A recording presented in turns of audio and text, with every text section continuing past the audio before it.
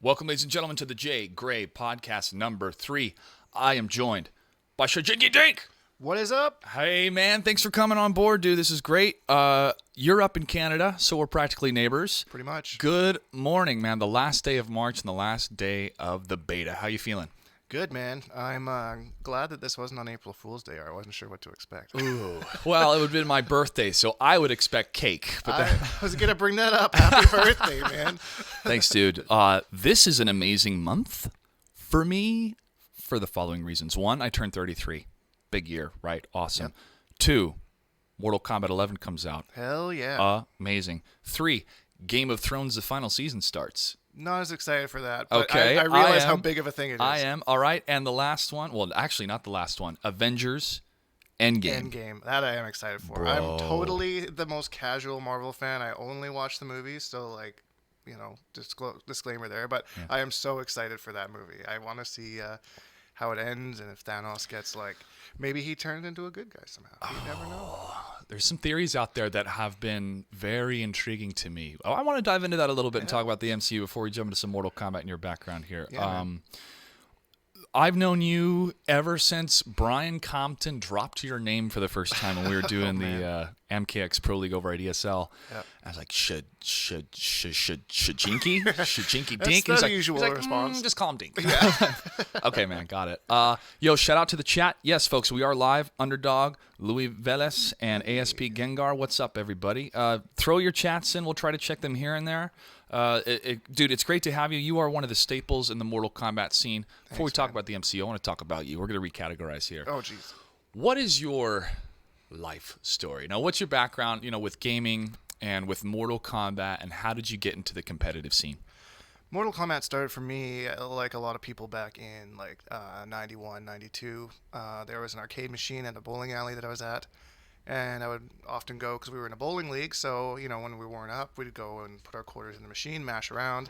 Sometimes just put quarters in to watch the older kids do the fatalities, But nothing competitive came until 2004. I will say that I'm still traumatized by the Mortal Kombat 4 failure screen where you're falling down that endless well.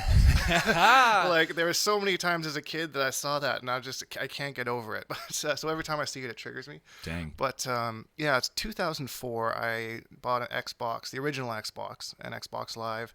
Had no idea really what I was doing, and I just picked a game out of a bargain bin that happened to be Mortal Kombat Deception, and hopped online, and that's where I met guys like Rio, Pick of the Hut, M2 Dave, and kind of got into the community. I was a notorious scrub at first. I'd rage quit all the time. I was anybody good I would just avoid in the ranked matches. And I met a player once named Easy to Beat, and he sent me a message. He's like, "Why are you always declining me in ranked matches?" And I was like, "Because I'm better than you, bro." I totally wasn't. Wow, But such a mature answer. Absolutely. But I was 17 at the time, 18 Appropriate at the time, for the internet at the time? Yeah, absolutely. So anyways, he invited me to some player match. He's like, "Well, let's just play like a 1st to 10, and it won't count towards your ranked record or whatever." So I played him 1st to 10, and he beat my ass. And he told me about this website at the time called Mortal Kombat Central. Then, go here. So I went there, made an account, made a little intro thread, just got hated on and banned in a second because everyone knew that I was a scrub at the time. But then, the guy talked them all into letting me come, and I ended up turning about my ways. And the rest is kind of history. I've mostly been an online warrior from then up until Mortal Kombat 9. And I watched EVO and the EVO Grand Finals between Perfect Legend and Rio. And having known Rio for so many years, and I was like, man, this is something I could get into.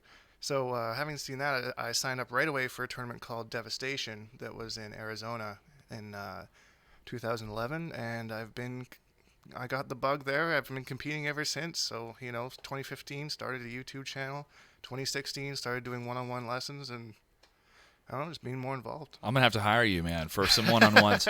That initial leap of talking and playing with people online, and then actually going and meeting them is something that I've done a number of times through a number of games. The very first time was StarCraft Brood War. There was a clan that I was a part of, And one of the guys, a couple of the guys that I knew, we were, in the same chat channels back when StarCraft had chat channels. Oh my gosh. I remember when StarCraft 2 came out, like, yeah, no chat, but you can connect your Facebook account and talk to it. Like, no, what is so happening? Much no. Yeah. But we were talking more and more. They're like, yeah, man, we live over in Squim, Washington. I go, I didn't know that place existed. Never heard of that I thought place. that was some place in the Protoss world or something. In full disclosure, I'm like a mom with Nintendos. Like how every game console is like a Nintendo. Everything in Washington is Seattle to me, and I'm so bad for that. I'm like, yeah, I'm going to Seattle. Well, actually, I'm going to Tukwila. My friends will correct me that live down here. Like, no, I don't live in Seattle. I live in Maple Valley. Like, I live in Tacoma. By the way, whenever I think of Tacoma, I think of there was a movie a long time ago, and it had. I forget what the main... Like, Dirk Diggler was the main character, and then there was some guy... Dirk Diggler? Yeah. Tom Tuttle from Tacoma, Washington, and that was how he introduced himself. What movie is that? I saw that so long ago. Boogie Nights. Yes. Nights, yeah. I was like, Dirk Diggler. That's a Mark Wahlberg role. That's also William H. Macy and Julianne Moore. And it was like all the actors started to pop up. And, I remember I watched that movie a long time ago. I don't really... But that's all... Every time I think of Tacoma. Tom Tuttle from Tacoma, Washington. That film is a great character piece of just people and the scenario of pornography, I think, in the 60s or 70s. Yeah. Yeah, quite a topic. But not for today. Not for today. No. Family-friendly content. So talk about people beating the crap out of each other, ripping their spines out of their head, right? Yeah, that's Welcome right. to American culture, folks, where violence is okay, but sexuality is a no-no. Not here. Yeah. Damn. We just opened it up. Here we go. Awesome. Monday morning. Yeah, end of quarter one. So I met up with those guys in Squim. Yeah. And my parents went with me because they were like, oh, this sounds like a nice little place, kind of away from the world. And we'll go meet the parents and meet the kids and make sure this isn't, some creep or whatnot. Right. Awesome dudes, man. They were a little bit older than me, so like later teenagers. I was about 13 and they were like 17, 18. But we got along great. We had a kick-ass time. We watched Office Space. Like, this is around the time. Man. Yeah, I think it was on VHS and they rented it and we watched it. And I'm going like, oh my gosh, I don't even get these jokes, but this is pretty cool. And awesome time. We stayed in contact. They came out to my house in Federal Way where I grew up, and then we went and played laser tag like all night long. Nice. It was man, that's a dream trip right there. It was an awesome experience where I would go there and then they'd come and chill down where I live. Federal Way is like 16 miles south of here. Okay. A little bit less than that. So I grew up around here, and meeting those type of friends in like a small podunk town in Washington State, randomly on the internet. And I'm still Facebook friends with one or two of them. So that feeling of, should I, meet these people in real life? Yeah, be cautious, take precautions you need to. Safety first. But man, I met people in Michigan. We played World of Warcraft together. We were in the same clan, and we were wrecking people in Vanilla WoW and PvP. And I had my uncle has a house up in Michigan, and they're like, yeah, we can come by. And so I stayed at his house, and we had a great time. Their families are originally from Jordan.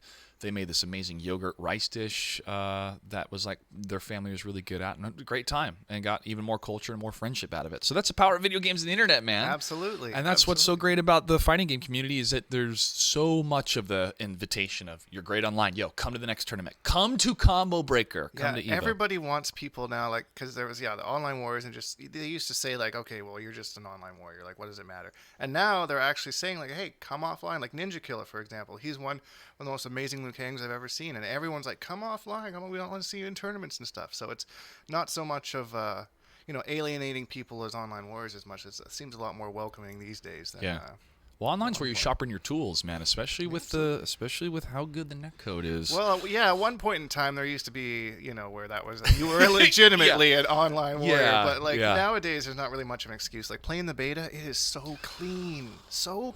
Like, especially even playing against people with like Wi-Fi 200 ping, outside of the the likes back here and there, everything seems to roll way more clear than any fighting game I've ever played online. Oh, absolutely. I'm going to dive into how much I'm falling in love with this game and how it was new at first and kind of tough to relearn or to apply different principles with the neutral space. I'm so used to Melina just run up there, back 1-2. I just keep doing that all the time. So with Jade, I'm like, run up there, get my ass kicked, do something else. Shout out to Sakayo in the chat. Thanks for joining us. Well, let's talk more about your online presence. You started a YouTube channel in 2015. You got the Bonehawks. You have some of my favorite comedic moments in the FGC with you roasted. Like I was walking around at work at the bar one time, and if I have kind of a uppity customer or something like that, I was trying to be pleasant and nice to them, but in my mind I'll say something, be like, yeah, you go take your $35 shirt and walk somewhere else. Roasted. Roasted. It's classic. So what was the lead up to the decision to start that? The commitment, like what does it take every week to keep cranking out that content, and what type of growth have you seen over these last 4 years? Yeah, it's been an incredible ride, actually. I started it because I would watch all these YouTubers playing Mortal Kombat and Injustice and stuff, and there weren't really too many big ones that actually made videos on how to help people get better, especially from a beginner who knows like zero about competitive fighting games, who literally just like mashes their face on their controller, to try and get to a level that's somewhat competitive.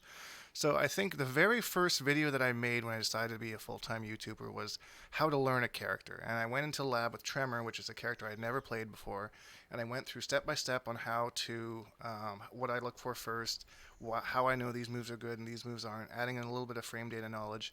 But then I took him into a ranked match to see if I could win a ranked match with, my 10-minute character. That would later turn on to a series called the 15-minute character, where I put a timer on the screen. I got 15 minutes to learn a character, go through as much as I can, and then same thing, go into a ranked match and see if I can win. So doing it day in and day out is extremely hard, especially since I do work a full-time job in addition to that, and I also am raising a 9-year-old, so it's time is of the essence, and a lot of it is pre-recording. Like if I get like a Saturday to myself, I'll knock out 5 videos just so I don't have to worry about it Monday to Friday. The problem is there's always kind of stuff happening, like especially with the lead up to the game, because I do have my weekly news show. I say weekly because if there's no news, I don't do it. Yeah, I love it. I love how there was a lot of news this week compared to others. Yeah, see you in 2 weeks because there's not going to be anything next week. So, like sometimes I'll, if I pre-recorded 5, I'll, knock one off of like Wednesday and put it to Saturday, and then, record all the news, because I noticed that it's a huge difference if you get it right away versus whether you don't. So, especially like I noticed when it came to the stress test stuff, like my video for Baraka was one of the first that I put out, and it got the most views. And then I did like one day with Baraka, one day with Scorpion, and one day with Scarlet. And my Scorpion Scarlet videos didn't really do that great. I think because I was a little bit late to the late to the party while everybody else was doing keeping it updated. Yeah.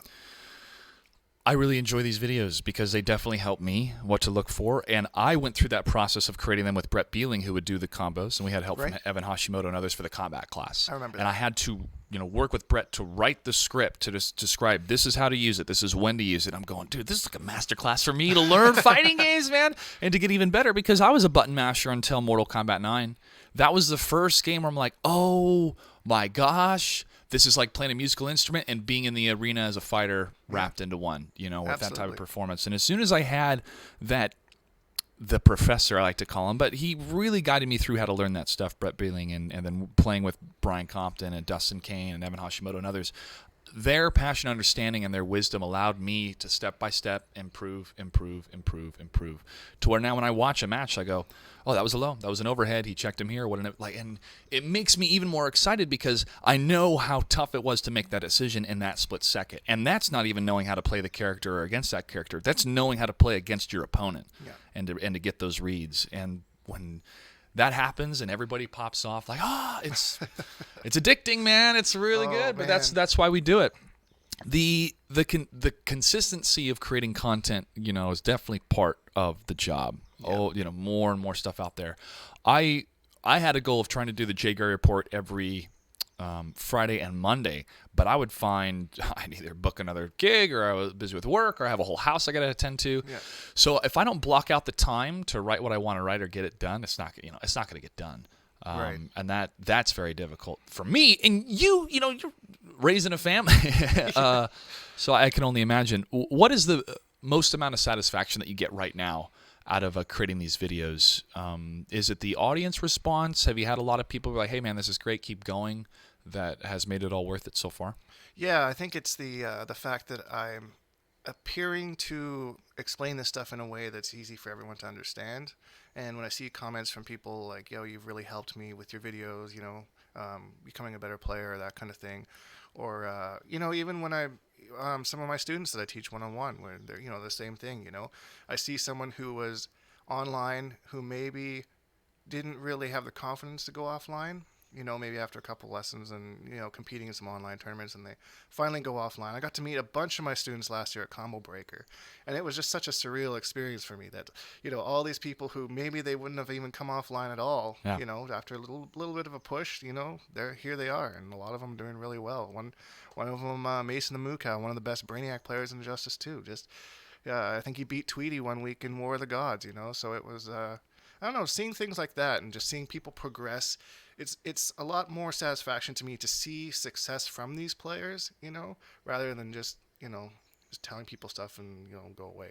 But, when I actually see their names in brackets and like oh, okay, like he's pretty good, he's doing things, like one of my buddies that was actually in the chat there. I always mess up his name. It's a Sakayo, I think it's pronounced. Yeah. One of my buddies actually sent me a message and like, man, I gotta play this Sakayo guy. He's a possessed Kenshi player, like what do I do? And I was like, he's pretty good, man. Like, so things like that where, people that I've known that have come out through the videos and stuff are actually becoming threats in brackets and stuff. So it's pretty neat. It's pretty neat all in all. The Bonehawks. #Bonehawks and all that stuff.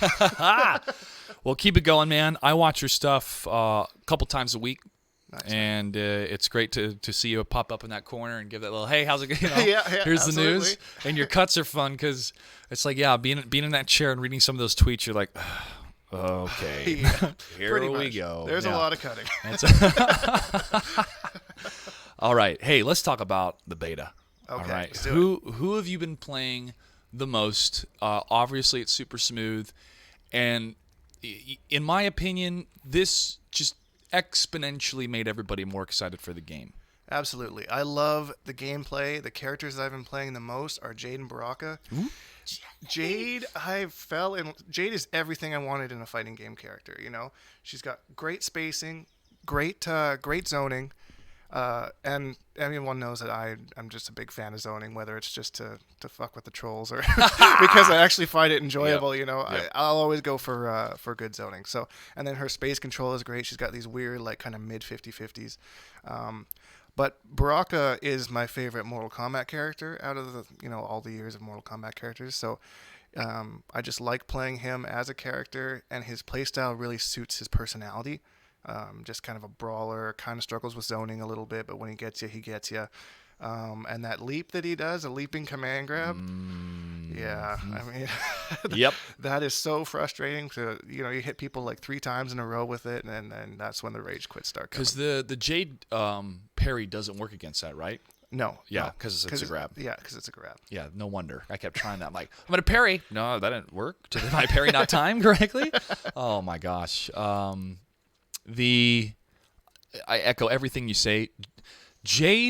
Playing Jade, when I first played her, I was like, oh, man, I'm getting my ass kicked. I didn't know any of the combos. I was just trying to feel her out. And I'm like, all right, I have to play to her strengths, right? So I rewatched the Kombat cast featuring her and listening to Tyler and Steve and Derek break her down. And like, you got to play her game. I'm going, okay, I kind of get the sense of what they mean.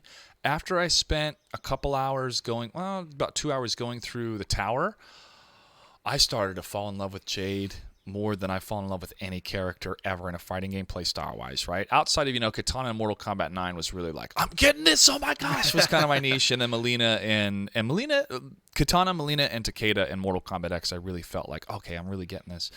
Jade, I think about playing when I'm at work. Like, okay, the back 2, I got to use that, but then if I apply this special move and then do that swing across, I can fake. It's just so much of the neutral game that I'm starting to learn and get even more excited about. And then I play against a Baraka where I'm like, hey, watch that low kick, because that's going to blow you up every time. So keep that spacing. And I'll just backspace a bit and he'll whiff that first one and then get the butterfly. Yep. I am so excited playing. I haven't streamed the beta at all because I want to just sit down and learn how to play one character very well. So I got the mechanics. Later today, I plan on streaming after the E-League show, which I think is going to be really awesome. And then I'm going to be streaming a lot of Mortal Kombat X throughout probably the next couple of years, Mortal Kombat 11 throughout the next couple of years, the feeling of playing a character like Jade, I'll wake up in the morning and go, I wonder what Katana's gonna be like, right? The sound effects, the bow that she uses, the sound is like it makes that same type of excitement as hearing a lightsaber. I know a lot of people have made those comparisons, but it does. It sounds metallic yet light yet deadly. So I'm really digging playing her, man. What have you found overall with her abilities that you enjoy the most when it comes to Jade? I have really been enjoying her little low ball thing that she does, because it works really well with the forward 2, because you got the forward 2, which is a double hitting overhead. And you can cancel it into that low ball. Seems to get everybody. The low ball is the Edidian Spark? Or? Yes. Okay. Sorry, I don't remember the names. I see them like low ball. That's okay. After having done the combat class, I'm like, I better know the moves, because that's how you say it. Yeah. I did the default abilities at first when I played, and having the Edidian Spark was a good little kind of mix-up. But I was like, I have the glaive already, and having that overhead, do I want to change it up? And I have. But that's good to know. Yeah. So you try to mix them up with either the overhead or that low from a distance. Yeah, and then you got the, I think it's a back 1-2, which is like a mid into an overhead. So then you can do back 1 into the low spark. Yep, but it's the low. So it's that low pull and hit. Then it's the, there's a mix-up there. I'm mixed feelings about the air glaive. Not like the air down glaive, but the one where she throws it into the air and it goes like full screen. The one that goes up and then back down. Yeah. Mixed feelings about that. That works really well against Cabal, because he likes to jump in the air and do his air thing, and it gets, keeps him grounded, which is kind of nice. It's the startup is a bit. Like if they time the jump right, then they're going to hit you before it connects, because the glaive has to go around you first. I love using that thing against when scorpions get a teleport. You hit them on the other side. Yeah, because I'll be like, do it. but I think a lot of the times we'll both get hit, so we'll both stun. But in a couple times it has timed perfectly. I've also done it while I just press 1 when he teleports, and I just smack him, And I'm so like blown away that I timed it right that I don't even follow it up. I'm just like, oh, I got him, and then it keeps going. Playing against Scorpion has been tough for me at first, because that mix-up that he has is really good. But when you time that right to block it, and you punish, the punishment is so satisfying against a Scorpion player. Oh, totally. So good. Absolutely. And we've only had a handful of characters. And I talked about this with Scar. Shout out to Scar, by the way, who just signed with the team. Oh, did he? And he also is one of the featured players for today. And what was great? Nice. As soon as we finished the podcast last week, he checked his email and he goes, I'm one of the guys that's doing the E-League thing. I went, man, right on. Good for him, man. That's awesome. Yeah, it's good, really good to see. And best of luck to all those competitors. You guys can watch that. That starts at 11 o'clock Pacific time on Twitch, I believe. Just look up E-League TV, but we'll definitely be watching. You'll be on the road, but I'm sure you'll be listening. I'll be on the road, but I'll turn it on. I got 5 hours of driving, so I can listen to something. What character? Well, before we jump into the character, dude, do you play other games by chance, or you just pretty much stick to the fighting games? I pretty much play fighting games. I play Soul Calibur 6. Me too. I'm an Ivy player. Yeah, you scumbag. Yeah. Well, I like her distance. Yeah, she has in the game. And I play Taki in that game. So Taki, okay. She's been, some people have said she's one of the worst characters in that game, and it definitely feels like it against some of the ranged characters. But I'm not any sort of professional Soul Calibur player, so take everything I say with a grain of salt. Oh, hey, me too. We'll have to play online, man. Yeah, sure. Man, it's a fun game. I like it. It's I actually got more into it because for the first time since I've started playing fighting games, I actually have a local scene in my hometown, but they only play Tekken and Soul Calibur. So I was like, well, I do play Soul Calibur, so this is a good way for me to go out and connect with them, and maybe see if they're interested in Mortal Kombat 11 when it comes out, to add that to the mix. Yeah. It sounds like some of them are. So it just takes leadership to do it, man. That's all it does. And when you have 2 people, then it becomes 4, and now you got a posse. Yeah. Well, like any scene, I mean, the Smash thing is the biggest thing there. Like, they got like 20, 25 people in Smash. Is it still Melee, or are they on Ultimate now? I think they play Ultimate. Okay, cool. Yeah. Is Melee the one that missed Evo this year? Yes, that's all. That was a big thing. All the reaction videos. I forget the gentleman's name, but he did this, like, it's himself portraying all the different scenes as a character, and like he saw Injustice 2 pop up, and he's just like, I knew I wasn't going to invite him to the party or whatever, because Mortal Kombat 11's there. Yeah. But yeah, I mean, this always reminds me of Counter-Strike 1.6 versus Counter-Strike Source, right? Where people thought 1.6 was the better overall built game. Right. But the graphics and everything else wanted to push towards Source, so it caused a fragmented community. And eventually, when CS:GO came out, everybody went to CS:GO. I kind of wanted that to be Ultimate, but Melee is such a lightning in a bottle game of how it was built, and I believe the designer was like, "Yeah, I almost died from exhaustion putting that game together." And this whole CRT monitor stuff. I mean, those things are becoming such a vintage thing it's too. so weird to see them being carried around at events and stuff. Like these kids, these little scrawny kids carry these big ass CRTs. It's like, holy crap. Well, if you can make a CRT box with a GameCube built in, I mean, I think you could try to sell that to the community. But Nintendo would not like that for sure. No, I'm happy with Ultimate. I definitely have played a significant portion of it, but it's a fun party game. I do enjoy watching it occasionally. But Mortal Kombat is my scene. I like watching Tekken and Soul Calibur and a little bit of DOA 6 at the moment. But are you planning on going to Northwest Majors? I want to stop by to support. I don't think Northwest Majors has anything Mortal Kombat related this year, do they? Actually. Oh, they do? Okay, cool. Because that's the 27th of April, so it'll be the first official major for MK11. Okay. Major. Mortal Kombat and NRS games have never really been a big thing at Northwest Majors. Majors. There was the one year where I was the TO for the NRS side of it that I managed to get some big names out, but I don't do that anymore. I just have no time. I went to go support one of their events, and I was looking around. I'm like, this is a lot of anime fighters and Street Fighter, and I totally support it, but that's not my bag. That's not the bag that I know, and I can only dedicate time really to one game and a producer, commentator, content creator role, and that's got to be my favorite fighting game, period. Yeah. I'm still in contact with those guys. I haven't been by since probably like 9 months, unfortunately. I'm sorry, Northwest Majors. But yeah, if they're doing something Mortal Kombat related, if I can't attend in person, I'm definitely going to push it on social media for sure. Yeah, definitely, man. That's on me, Northwest. But, my Battle for Seattle event that I'm planning out of the house online first, then hopefully do a 4-person offline tournament for a belt, which would be great. Yeah, man. I'm doing it out of the house because no charge for venue fees or power or stuff like that. So I kind of want to keep it small and build it from here. But yeah, I could totally see working something together with Northwest Majors depending on the amount of people that we get out. But there's a small little scene here in Seattle, and those guys I definitely want to have come by the house and play some matches and stuff. So yeah, definitely. I think like Too Easy's here every once in a while. Yep, Too Easy's here. Illusions is from here, so. He came by the house, and he left his vest. He was hanging out with Slayer and I, and we went to go out to eat. And then he left, and he's like, "Oh, yeah, man, I left my my vest there." I was like, "Okay, cool. Come pick it up whenever." And I still have it, so if you're pick it up. Illusions, come get your vest, man. Oh, man. I guess he's not invested in it as once was. Oh, my God. Oh, my God. Oh, I got water after that pun. It's a dad joke. I'm allowed to make them. My goodness. Ladies and gentlemen, you just witnessed art live. That was really good. Really good. Anyways. Oh, I'm glad.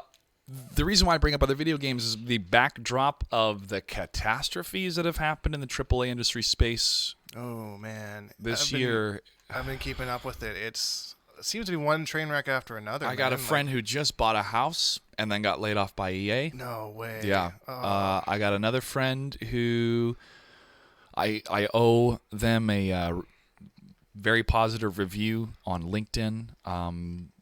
She was a very integral piece to making sure the Pro League went off right from a hospitality and planning and she was great, whole event planning, and it sucks, bro, because ultimately you don't have control because they have to make those decisions. But when the CEO is taking home a huge salary, and they have to cut all these people pretty abruptly, it's annoying. I forget which company it was, but one of them actually announced that they had made profits for that year. Yeah, that was Activision. Activision Blizzard. They hit record profits, and we're cutting 800 people. Yeah, oh man, I don't know what's going on with the.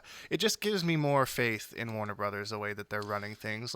They don't seem to be anywhere close to these other companies that are really struggling. EA, one fiasco after another, microtransactions here, there, the whole Star Wars thing. I don't know. It just makes me proud to be part of the NRS scene, right? They treat their players and casual and tournament players, really fairly, I think. So. Yeah, and this was the company that did the first ever console crowdfund item when we did that Sub-Zero skin. Right. And that raised a lot of eyebrows of this has potential when they saw the sales from that skin that helped fund Season 2 and Season 3 of the Pro League. I heard a rumor that the Sub-Zero skin and the Ermac skin sold over 5 times more than they had expected it to sell, and was funding some crap. So I don't know the validity to it, but it would totally make sense to me because I was not expecting ESL Season 3, and that happened. I would say that the reason why we had multiple seasons was because of the success, not only of the numbers that we saw, but the success of the skins. Right. And I hope that we can continue to see that in the future. It makes a difference. That is the best one-to-one money distribution to fund any type of tournament is through the game, is in the game, where absolutely. everybody is already there. You know, that's the best way to fund it, in my opinion. We've seen it work over and over again. So, that was pretty awesome. And I totally agree with you, bro. Warner Brothers is the second largest media company in the world, second to Disney. They are huge. It is a huge ship to steer, and sometimes things take a long time with a lot of red tape and a lot of contracts. But when you have passionate, well-educated people in the scene that want to do the best for the players and navigate all those corporate waters, what a feat. And Warner Brothers Interactive Entertainment and NetherRealm Studios have quite a crack team, and I'm happy to call them family and vice versa, man. Absolutely. And I know there's frustrations that happen. It's not a perfect world. Yeah, with anything. But that's another reason why I want to continue to work in the scene till the day I die, because I've worked in a lot of different video game development scenes and whatnot, and a lot of different visions and a lot of different struggles from the storyteller producer perspective of we should do it this way because it's the best idea or it's best for the audience, but because we had to please somebody else or please a contract that they made without consulting us, it was those type of difficulties. I am very grateful to be a part of whatever type of program they have in the future competitive-wise. But until then, I'll just keep making my content because I want to. I want to keep pushing the NetherRealm and the FGC, and looking forward to more in the future. All right, we'll get off the, hey, send us free stuff, Soapbox from Warner Brothers. Please. But honestly, they are amazing people to work with, and after we had that reveal event, all of us were on such a cloud nine. It was so... it was such a lightning in a bottle moment, and funny enough, quick behind the scenes story. We had a certain set of trailers lined up right at the beginning, and after we ran them during rehearsal, again, this is like an hour or so before we go live, or no, was it the night before? Anyways, it was down to the wire. But we all had this powwow, this circle of all the big players and decision makers for the reveal, and Ed's like, you know what? I think we should do things this way because we're revealing this. And I'm going, yeah, I mean, Ed was right. The pacing was better with his idea, but they all had to go through the approvals and making sure it makes sense and change the run of show.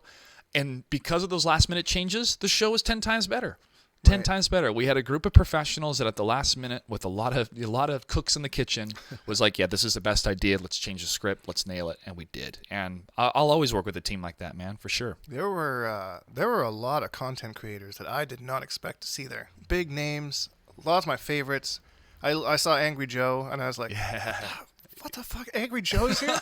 And then I saw afterwards that Jake and Prime posted a selfie with Boogie2988, who I watch like every day, and I'm like, he was there? What the hell? He came up to me and shook my hand. He's like, great job. I said, Boogie, man, I love your stuff, dude. Man, I was so sad I didn't know he was there till after I left. I was like, oh, well, I'll catch him next time, I guess. I asked Warner Brothers about the current marketing plan, the world of the influencer market compared to TV and commercials. Right. And I asked one of the people that works there, is it more effective compared to commercials and traditional media?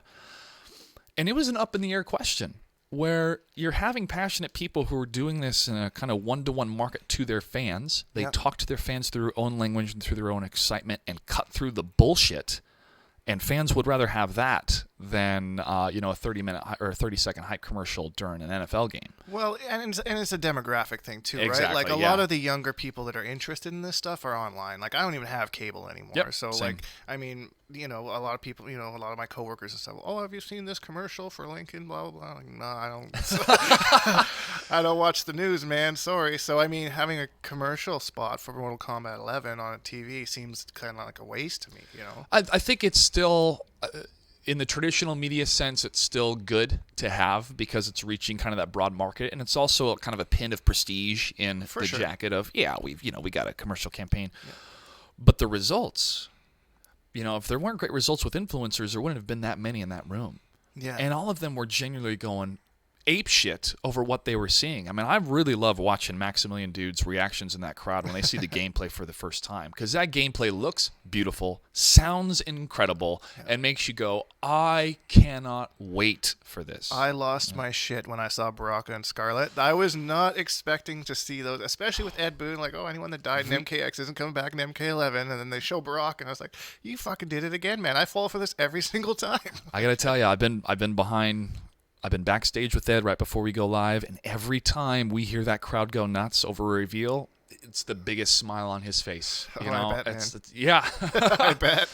Yeah, it's awesome, man. He's so passionate about what he does, and dude, been doing it for 26 plus years too. Yeah, for I don't know, for how involved he is in the community, like as a person, you know, like actually going to tournaments and you know watching the gameplay, shaking people's hands, trolling on Twitter, you know, posting pictures of Rain, and now everyone's just, where's Rain? Where the hell's Rain? Oh man. Yeah, I don't know. It's really cool to have the co-creator of Mortal Kombat that involved in the community. Absolutely. So. Well, when you have creative direction like that, look at the outcome. You know, yeah, absolutely. This is going to be a huge title. I think this is going to be one of the biggest video games of the decade, definitely of the year. I agree. But probably the decade. What better way to close a decade of amazing fighting games from NetherRealm Studios? I'd be shocked if it didn't make fighting game of the year, honestly. Oh, I think it's going to make game of the year. Yeah, I think it'd be game of the year. What else is coming out this year? I'll tell you what, Anthem is not going to be game of the year. Oh god, that's been a disaster from the start. Jeez. Yeah, I've heard nothing but bad BioWare, what are you doing? It seemed like such a good game at first. Like I saw the initial trailer for it, and I was like, well, that looks like a cool concept. Mech looter shooter. Yeah, okay. Exactly. Flight. It's like Aeon back in the day. You can fly. It's a grindy MMO, but you can fly at level 35. Yeah. So, and then the more I heard reviews on it, the more it was like super glitchy, didn't play as you wanted to, microtransactions, which to reiterate, I'm not fully against microtransactions. I've been known to buy like some source crystals. There's a space for it. Yes, exactly. I did too. I threw a little bit of dollars there. If I enjoy a game, I don't mind spending money on it. Mm-hmm. You know, if I'm forced to spend money on something to further myself in a game, that's when it kind of annoys me. You know, I don't want to spend the money on the crypt this time around. Yeah. I still went through the crypt and bought it as well to like, I want everything right now. Yeah. I had $20. It's fine. It's a meal. I don't have to eat tonight. It's fine. Yeah. But Shang Tsung, hello. Come on, bro. I mean, I don't know. I don't know if you can buy through it or not. I have no idea, but I definitely want to spend the time. I'm assuming you probably can. Okay. I mean, it's pretty. There's no loot boxes though. No loot boxes. It's interesting how they're going to do things like that for TOs and stuff. You know, if you have like unlockable characters or something like that, like if you have to go through the whole crypt to get Shang Tsung, like how is that going to work with the TO who's got like 40 consoles that he needs to unlock? You know, do they usually have like codes that they give out to them or something? Like with Brainiac, I think so. I think it was a code or some sort of way to unlock it. Because way back in the day in Mortal Kombat 9, I went to many a tournament where they didn't have Quan Chi unlocked, so I had to frickin' just speed through the story mode to unlock Quan Chi. Yeah. No cinematics. Yeah. I got really good at it, actually. But I just found like all the exploits for how to exploit. You should speed run it. You should speed run that.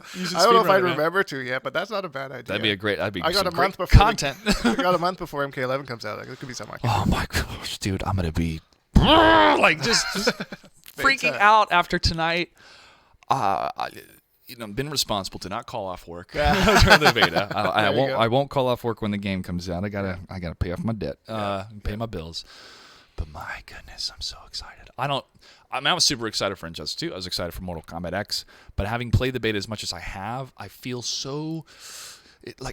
The game feels like it's a part of me and vice versa. Like, right. I want to get better at it. I want to put the time in. I want to play different characters. I want to play the story. Like, I want to do all the stuff that they're going to bring us in the content. I'm riveted by it. I'm so excited by it. I am super excited for the story. I think that's one of the main things that I'm excited for, because NRS has always had great stories. Mm-hmm. As shitty as those 3D MK games were, the stories were good. I liked it. The Conquest mode and Deception, the Taven and Dagon thing in Armageddon. Mythologies. Yeah. I mean, the stories have always been great, and they're only getting better. And now with this aspect of seeing like older and younger characters together, that is so intriguing to me. I have watched old school versus new school trailer 50 times. Yeah. That opening scene is, I think, one of my favorite trailers of the year so far, of any medium, because You have Johnny Cage saying, "Who's next?" You know, Yep. tagline for Mortal Kombat X. Yep.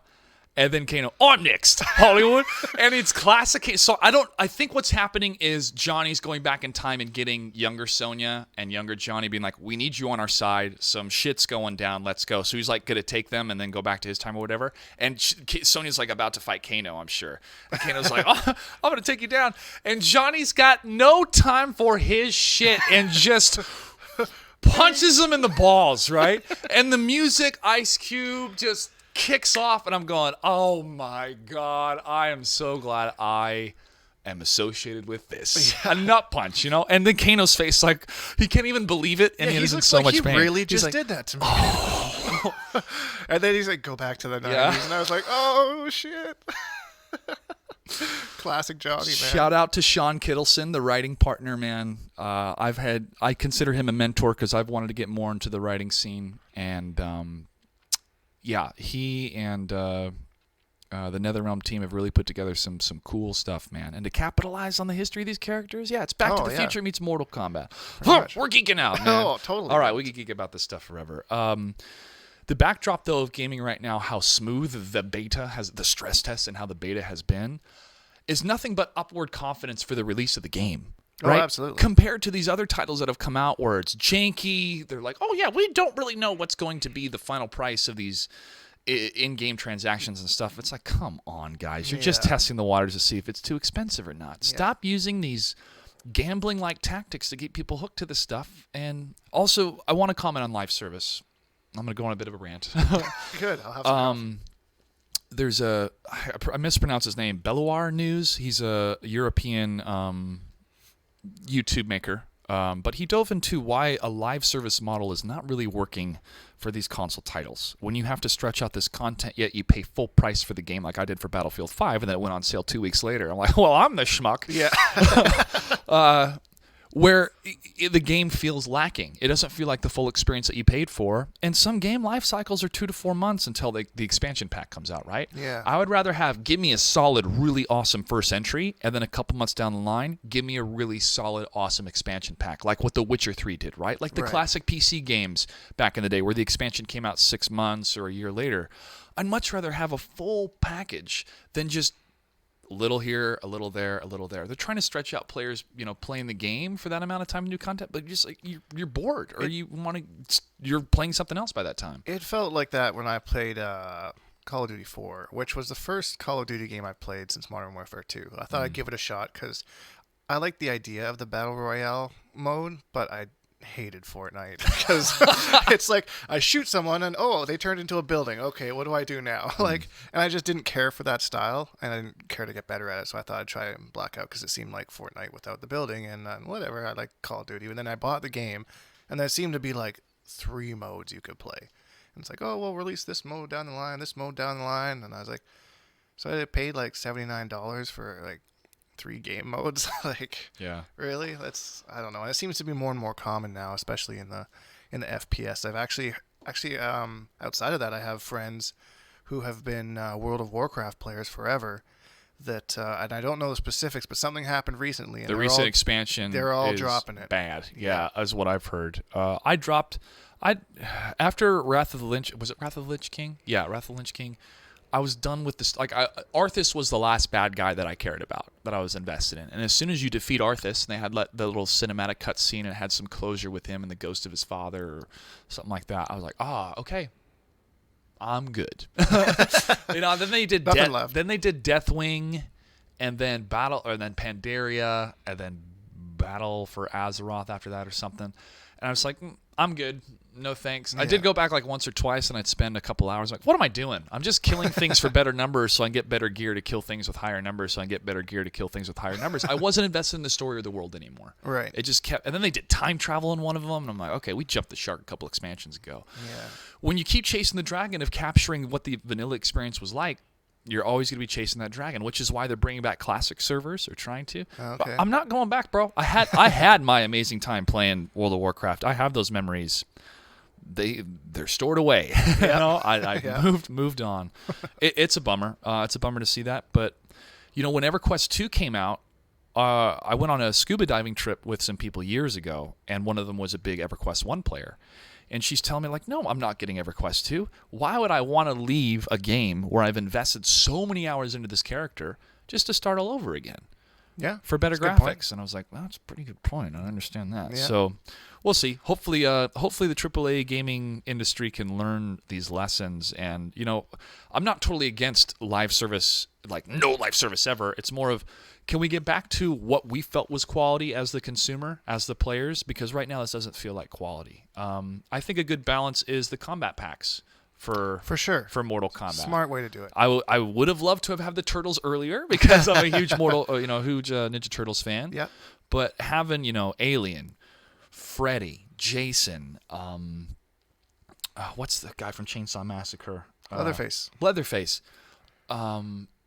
These guest characters. And then having Raiden and Sub-Zero and Injustice 2. Right. It kind of resparks that, I'm going to go back to the game. I'm going to go back and try this character and check it out. So it keeps that vibrancy alive.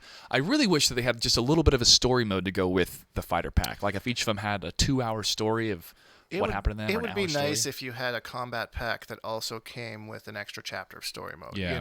I mean, I know that's probably asking a lot. Maybe down the road, budget-wise, yeah. Yeah. So, I mean, it would be nice though, because then they had like these little trailers where like Leatherface runs out of the woods and attacks Quan Chi or whatever, which I was like, yeah, that's gonna happen. Predator. Oh yeah, shout out to Yessie. Oh yeah. Yeah, Predator for sure. Yeah, absolutely. So, I don't know. I'm kind of on the opposite side of the coin. I'm not really a huge fan of the guest characters. I like the idea because it's like, to put it in I don't know, the only other way I could make a comparison, like having a WWE fighter in the UFC or like Ronda Rousey. Yeah, right? Yeah. Maybe they don't really belong, but it brings new eyes to the sport, right? Or it brings new eyes to the game. Like someone who's a fan of horror movies might play Mortal Kombat that they didn't intend to play just because they have all these icons in it. And it comes down to the passion of the creative team at NetherRealm of what do we want to do? What can we do? What can we put in this game? And that's got to be exciting to design 4 different turtles fighting against Superman. I mean, where else would you find that other than in comic books? Yeah, so the sheer knowledge that it exists still gets me excited, And that trailer, that was the first time any of us had seen the turtles, and at least me in a final state in that reveal trailer to E-League.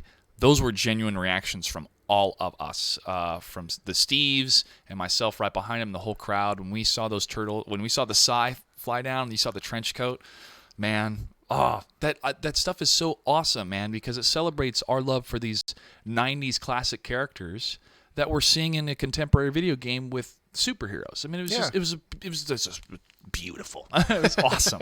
Awesome. Good crossover. Absolutely. Nothing wrong with a good crossover. Absolutely. So we'll see what we have in store in the future for Mortal Kombat 11, because we only know of 2 DLCs so far, Shao Kahn and Shang Tsung. Yeah, I was surprised that Shang Tsung was DLC, actually. I felt that he was going to be a main roster character. I mean, depending on what they do with the story, it could be like, maybe he's not involved this time around, or he's just on the periphery. So we'll have him be in the crypt. We'll have like his main focus be in the crypt, and right? And then afterwards, yeah, we'll see, man. When the game comes out, what is your initial goal? Like the first kind of 2 weeks, what do you like to do first, and then how do you kind of figure out, okay, what's the best content I can make like the first 2 weeks, and then the other 2 weeks, and then after the first tournament? I always start with the story mode because that's where my passion lies with Mortal Kombat, and I'm so invested into the characters and how it works, and it helps me understand. It gives a little bit of background to these characters, so they're not, because all like the new characters, I didn't really care for the combat kids, that kind of thing. Mm-hmm. Playing the story mode, made me care a little bit more about them. So I'm going to run through the story mode. Luckily we live over here in the West, so we get at 9 p.m. the day before. So I'll run through the story mode like right away and get that out of the way. Then I just grind with content creation, and usually I put out combo tutorials, because that was another thing I noticed when I first started YouTubing was there's lots of these combo videos, but it's like down two. And it's like 3 minutes of like these crappy combos that no one would ever do. Yeah. So I make these longer videos of like 2 or 3 good combos. And when to use them, how to use them. How to use them, and where the hard parts in the combo are. Because learning them, I'll struggle with 1 or 2, like connecting, like, I don't know, I can't think of an example, but connecting like 2 strings together. And the timing's very specific. So I'll go into detail on when to do this timing and why it's, it's so difficult. So skip past all the bullshit of, these 2 or 3 hit combos that people put out and really give you something useful. Yeah. And I found that that's been pretty successful. I did that for Injustice 2. That actually blew my channel up quite a bit. And then I did the same thing for Soul Calibur 6, but I kind of wasn't into that game as much. So that kind of died off a little quickly, but I still did notice quite a few views on those videos. So it's something that people obviously want, and I'm going to put forth to them and try to start with the most popular characters. Like I think the first 3 I'm going to do are Scorpion, Sub-Zero, and Raiden. And then focus on the Holy Trilogy. Of the Holy Trilogy, absolutely. And then go from there. And then I'm actually have a new series I'm starting called From the Ground Up, where I'm going to be going over like frame data tutorials, which I always do in 2 parts. It's kind of a bit of a reskinned idea because I do it for every game, but there's always new people that don't want to dig back to my 2015 video on frame data. Mm-hmm. Plus, my equipment's gotten a lot better since then. Some of those are kind of cringy. I said Holy Trilogy instead of Holy Trinity because I think in the back of my mind was Scorpion mythologies, Raiden mythologies. Raiden mythologies. How Raiden became Raiden? Oh, man. Boo. I was actually just watching that. There's that web series that they did a couple years ago about Raiden, how he's in that episode where he's in the mental institution? Yeah. Okay. Gives him like a lobotomy or something. Yeah, that episode is not canon. No, definitely not. Definitely not. When that trailer came out, I'm going to butcher his last name. Kevin Tachirian something. Yeah. It's like Kevin T. Kevin T. When he made that trailer, that pitch with Michael Jai White as Jax and the woman from Star Trek, one of 9, or I forget her name. 9. She played Sonya. Then they had a stunt fight coordinator actor that played Johnny. Then you had that crazy surgical Baraka. That was insane, man. The reptile guy's like, yeah, he was born with the skin outside. And I was like, I think he's an Saurian race. Originally from Earth thousands of years ago, but when Shinnok and Raiden fought and fucked up the world 10,000 years ago, the Saurians created a portal and escaped to a different realm. But then eventually that realm got destroyed by Shao Kahn.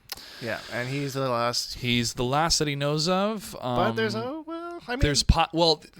no more matriarchs. Possibly there's no more matriarchs, so there can't be any more of his race.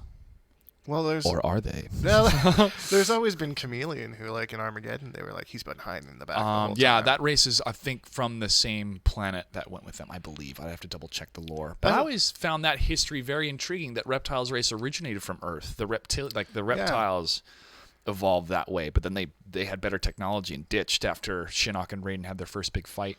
See, I saw an interesting theory about a DLC character for Chameleon. That he's similar to Triborg, where you have your variations where he'd be Chameleon, but you'd have like Ermac's Lift and Rain's Lightning and Reptile's Dash, so kind of a more interesting way of working all the ninjas into the DLC somehow. True. Kind of like Triborg. I mean, but you kind of I think about Shang Tsung then when he can mimic other people or turn into other people and do their moves, but he could do that too. Maybe he just has like his abilities are like Ermac's Lift, and maybe I don't know. That was just a theory that I saw that I was like, oh, that's kind of neat. Well, I loved how Baraka killed that lizard at first in I think the reveal trailer, or one of the reveal portions. But Ed Boon tweeted that out first, and people were like, "Chameleon, it's Chameleon! Oh my god!"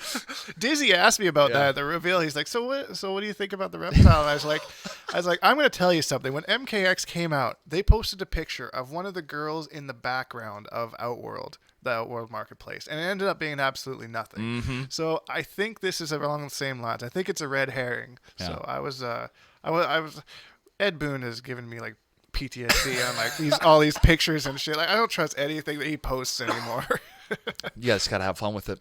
Yeah, he's gotta have some fun with it. Yeah, he does. I mean, he's good at working the crowd and making people think. And sometimes they lead to stuff. Other times they don't. It seems I've kind of figured him out a little bit. Where I'm kind of like, this isn't one. Like he posted the Psy just a picture of the Psy before the TMNT reveal. And I was like, there's no way they're putting another Mortal Kombat character in the game. I think Melina really... but she could. I mean, we'll see. Yeah, if I was a Melina fan, I'd be like, searching down Ed Boon. Back like, 1-2 is back, motherfucker! That's how I would feel. Totally, man. The process of creating content benefits you, I think, outside of your audience, benefits you the most because you get to hone your skills and get better and better at it and see which videos work and which don't. And sometimes some of them are flukes. Yep. What have you noticed over the last 4 years that you've done content when it comes to your style and improvements, and what has that process been like overall for you? One of the biggest things that I've noticed, and I'm called out whenever something like this happens, is audio. If you don't have good audio, no one's going to watch your videos. If something happens with the audio, like there's a little blip, like sometimes if I'm putting out a 25-minute video, I'll watch certain chunks, make sure that nothing's desynced, but I'll miss like a little chunk where maybe something happens. Everybody comments on that. They just amateur timestamp. Totally. So I'll start going through my videos from start to finish, which is it's a little bit tedious, but you have to do it because I think we've all watched a tutorial or something on YouTube where the audio is just absolutely horrid, and you're like, I can't listen to this for 5 minutes. So that was one of the biggest things that I've noticed. So if you're an up-and-coming creator or something like that, invest a lot in audio because that is one of the biggest things. You could have a crappy webcam, whatever, crappy green screen, whatever, but audio is super, super important. Got to sound smooth. Yeah, and make sure your mics are on when you go live. Oh man, I made that mistake so many times. Yeah. Well, I told Scar I tried to mute it, during the countdown, and then I wish I could press the button to unmute the mics, but I haven't gone through the software to figure that out. So I was like, I'll just mute it now. Then I looked about a minute into, and I saw the red X. And I'm like, oh no! But at least it was only a minute, and thankfully for YouTube, you can trim, the beginning or the end. And so I was like, okay, I can trim that minute out. And I did, and then boom, it starts right where we go off. So thank you, modern technology. But we are live. Shout out to the chat. What's going on in the chat? Yeah, we got any questions? Euphemism. Yeah, MK Legacy was actually decent. Ermac looked weird though. Yeah, I didn't care for that much. Then Euphemism spelled his name Tan Chincharion. Yeah, I'd have to hear it. I'd have to hear it. Yeah, so we're still live, folks. I have noticed that as well. The J.Gray Report is that piece of content I wanted to create every Friday and Monday. Right. But now with a whirlwind of stuff that's going on, I'll probably have one either next week or the week after. But I wanted to hone in a little bit more on, outrage culture and social media, and we need to take a step back from how serious we're taking social media, not just as a community, but overall, I think, as a human race. I agree. And I'm even finding I think right now I'm in this marketing campaign because obviously we're doing Tancaroan. Okay, thank you, Euphemism. I pronounce his name. Appreciate it. But I find myself just checking social media, pushing stuff out because 4-year anniversary since I started working on, the Mortal Kombat professional side. Nice. We got Mortal Kombat 11 coming out here pretty soon. So I'm totally down to be on social media like daily, right? Yep. After the game comes out, I want to turn my phone off. I don't even want to stream the first couple days and just enjoy the game on my own. And then after that, ramp it all back up again. It gets too much sometimes, man. I find that every once in a while, I get a little bit too addicted to checking my Twitter and stuff. Waking up and so actually, I'll just it has this nice feature where you can just delete it, and so sometimes I'll just delete my Twitter as long as you recover it within 30 days. You're fine, just to give myself a break from it, because I find myself every 2 seconds. How did this tweet do? How did this tweet do? Oh, how many followers do I have? And I'm like, man, this is kind of getting a little bit too obsessive. So I'll just delete it and forget it exists. And I'm not much of a social media guy outside of that. I don't have Snapchat. I don't have Instagram. I've thought about getting on the Instagram train lately, but I don't really know. And then I have my Facebook, which is reserved for more real-life friends outside to separate that from the community. So sorry if you sent me a friend request and I didn't accept it. It's mostly people that I see on a regular basis, and my mom and my dad and that kind of thing. So.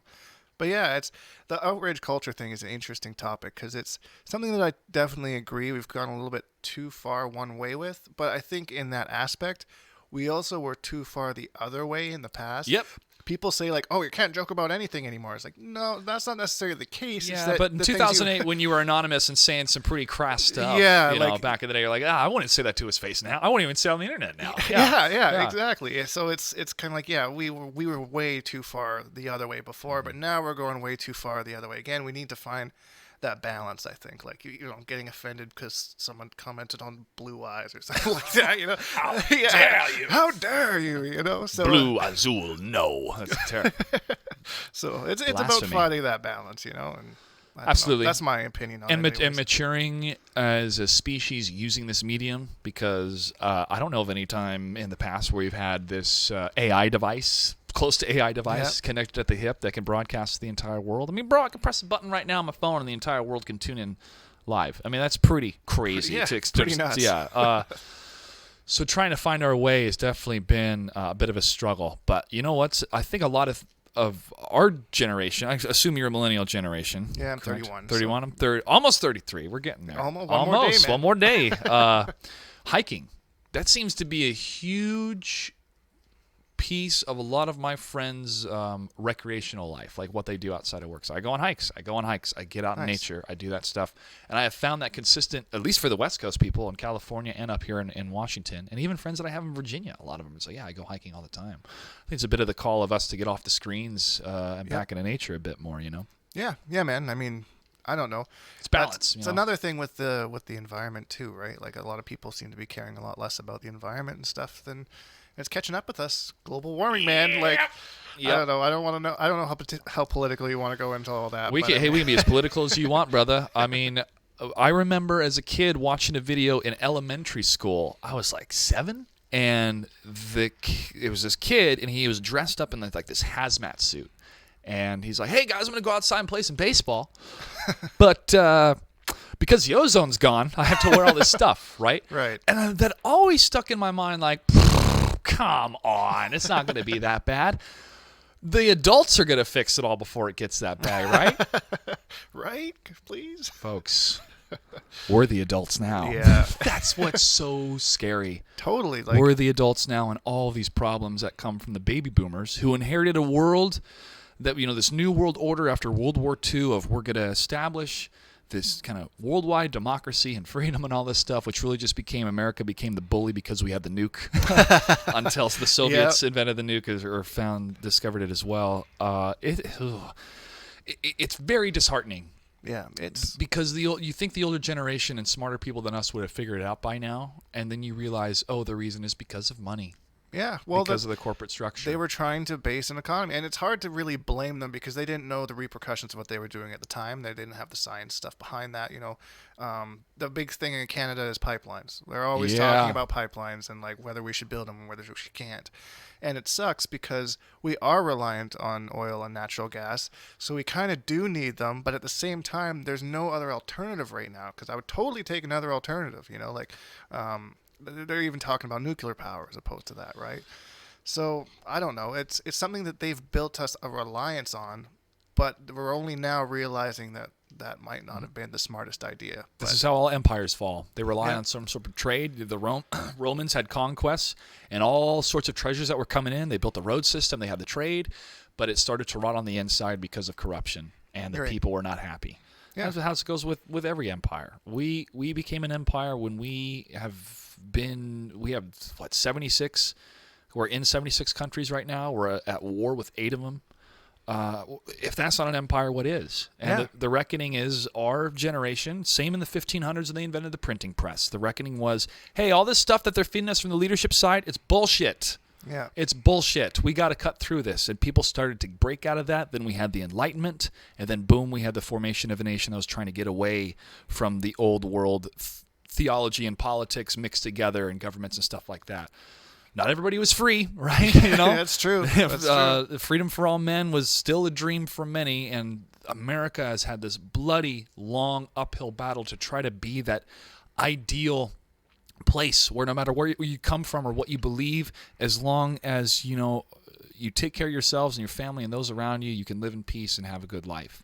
And that still exists somewhere out there, but not when we have to pay $300 for health care every month, and not when jobs are paying so low and have such low security that it's a bleak outlook. Sorry guys, blows don't my mean to get too sad here.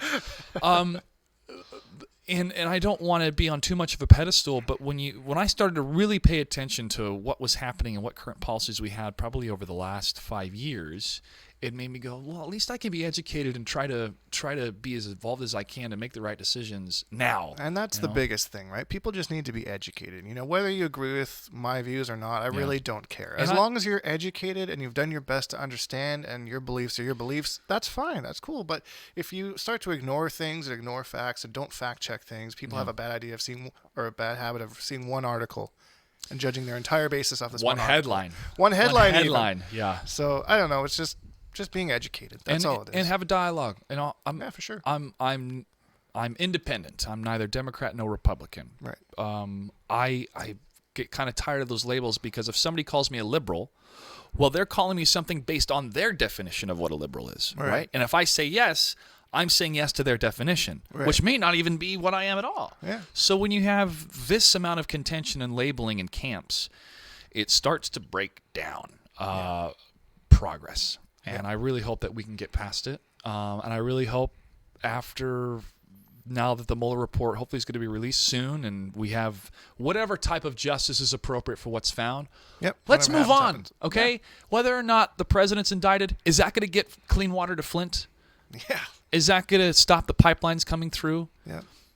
It has to be a much bigger thing than just who's the president, man. It really has to be a bottom-up approach. And Bernie Sanders and others have said this. It has to be from the ground up. That's the only way that changes happen throughout the course of human history. It has to be from the ground up. Yeah. And the reason why I brought up the printing press is because the internet is the modern-day printing press for us, where we're cutting through the bullshit. Yeah. And getting the information I get to talk to a Canadian one-on-one and tell me about his healthcare system rather than somebody on either CNN or Fox News telling me the same statements over and over and over again that are either not true or boiled down to something so simplistic, yet the issue's so complex that it's a half-truth, Right. Yeah. Yeah, for sure, man. It's your guys' healthcare system's weird to us up in Canada. Yeah. Shout out to Mr. Aquaman joining us in the chat. Oh, Mr. Aquaman's here. What's going on, man? Yeah. And then, Joe, I want to agree with you, bro. Identity politics can definitely suck when that becomes the only conversation in the room. But there are elements where we have to talk about it because we want people to still feel free, as long as they're not hurting anybody and people are going through different things in their lives and have different tastes and whatnot. Totally fine. Totally support that.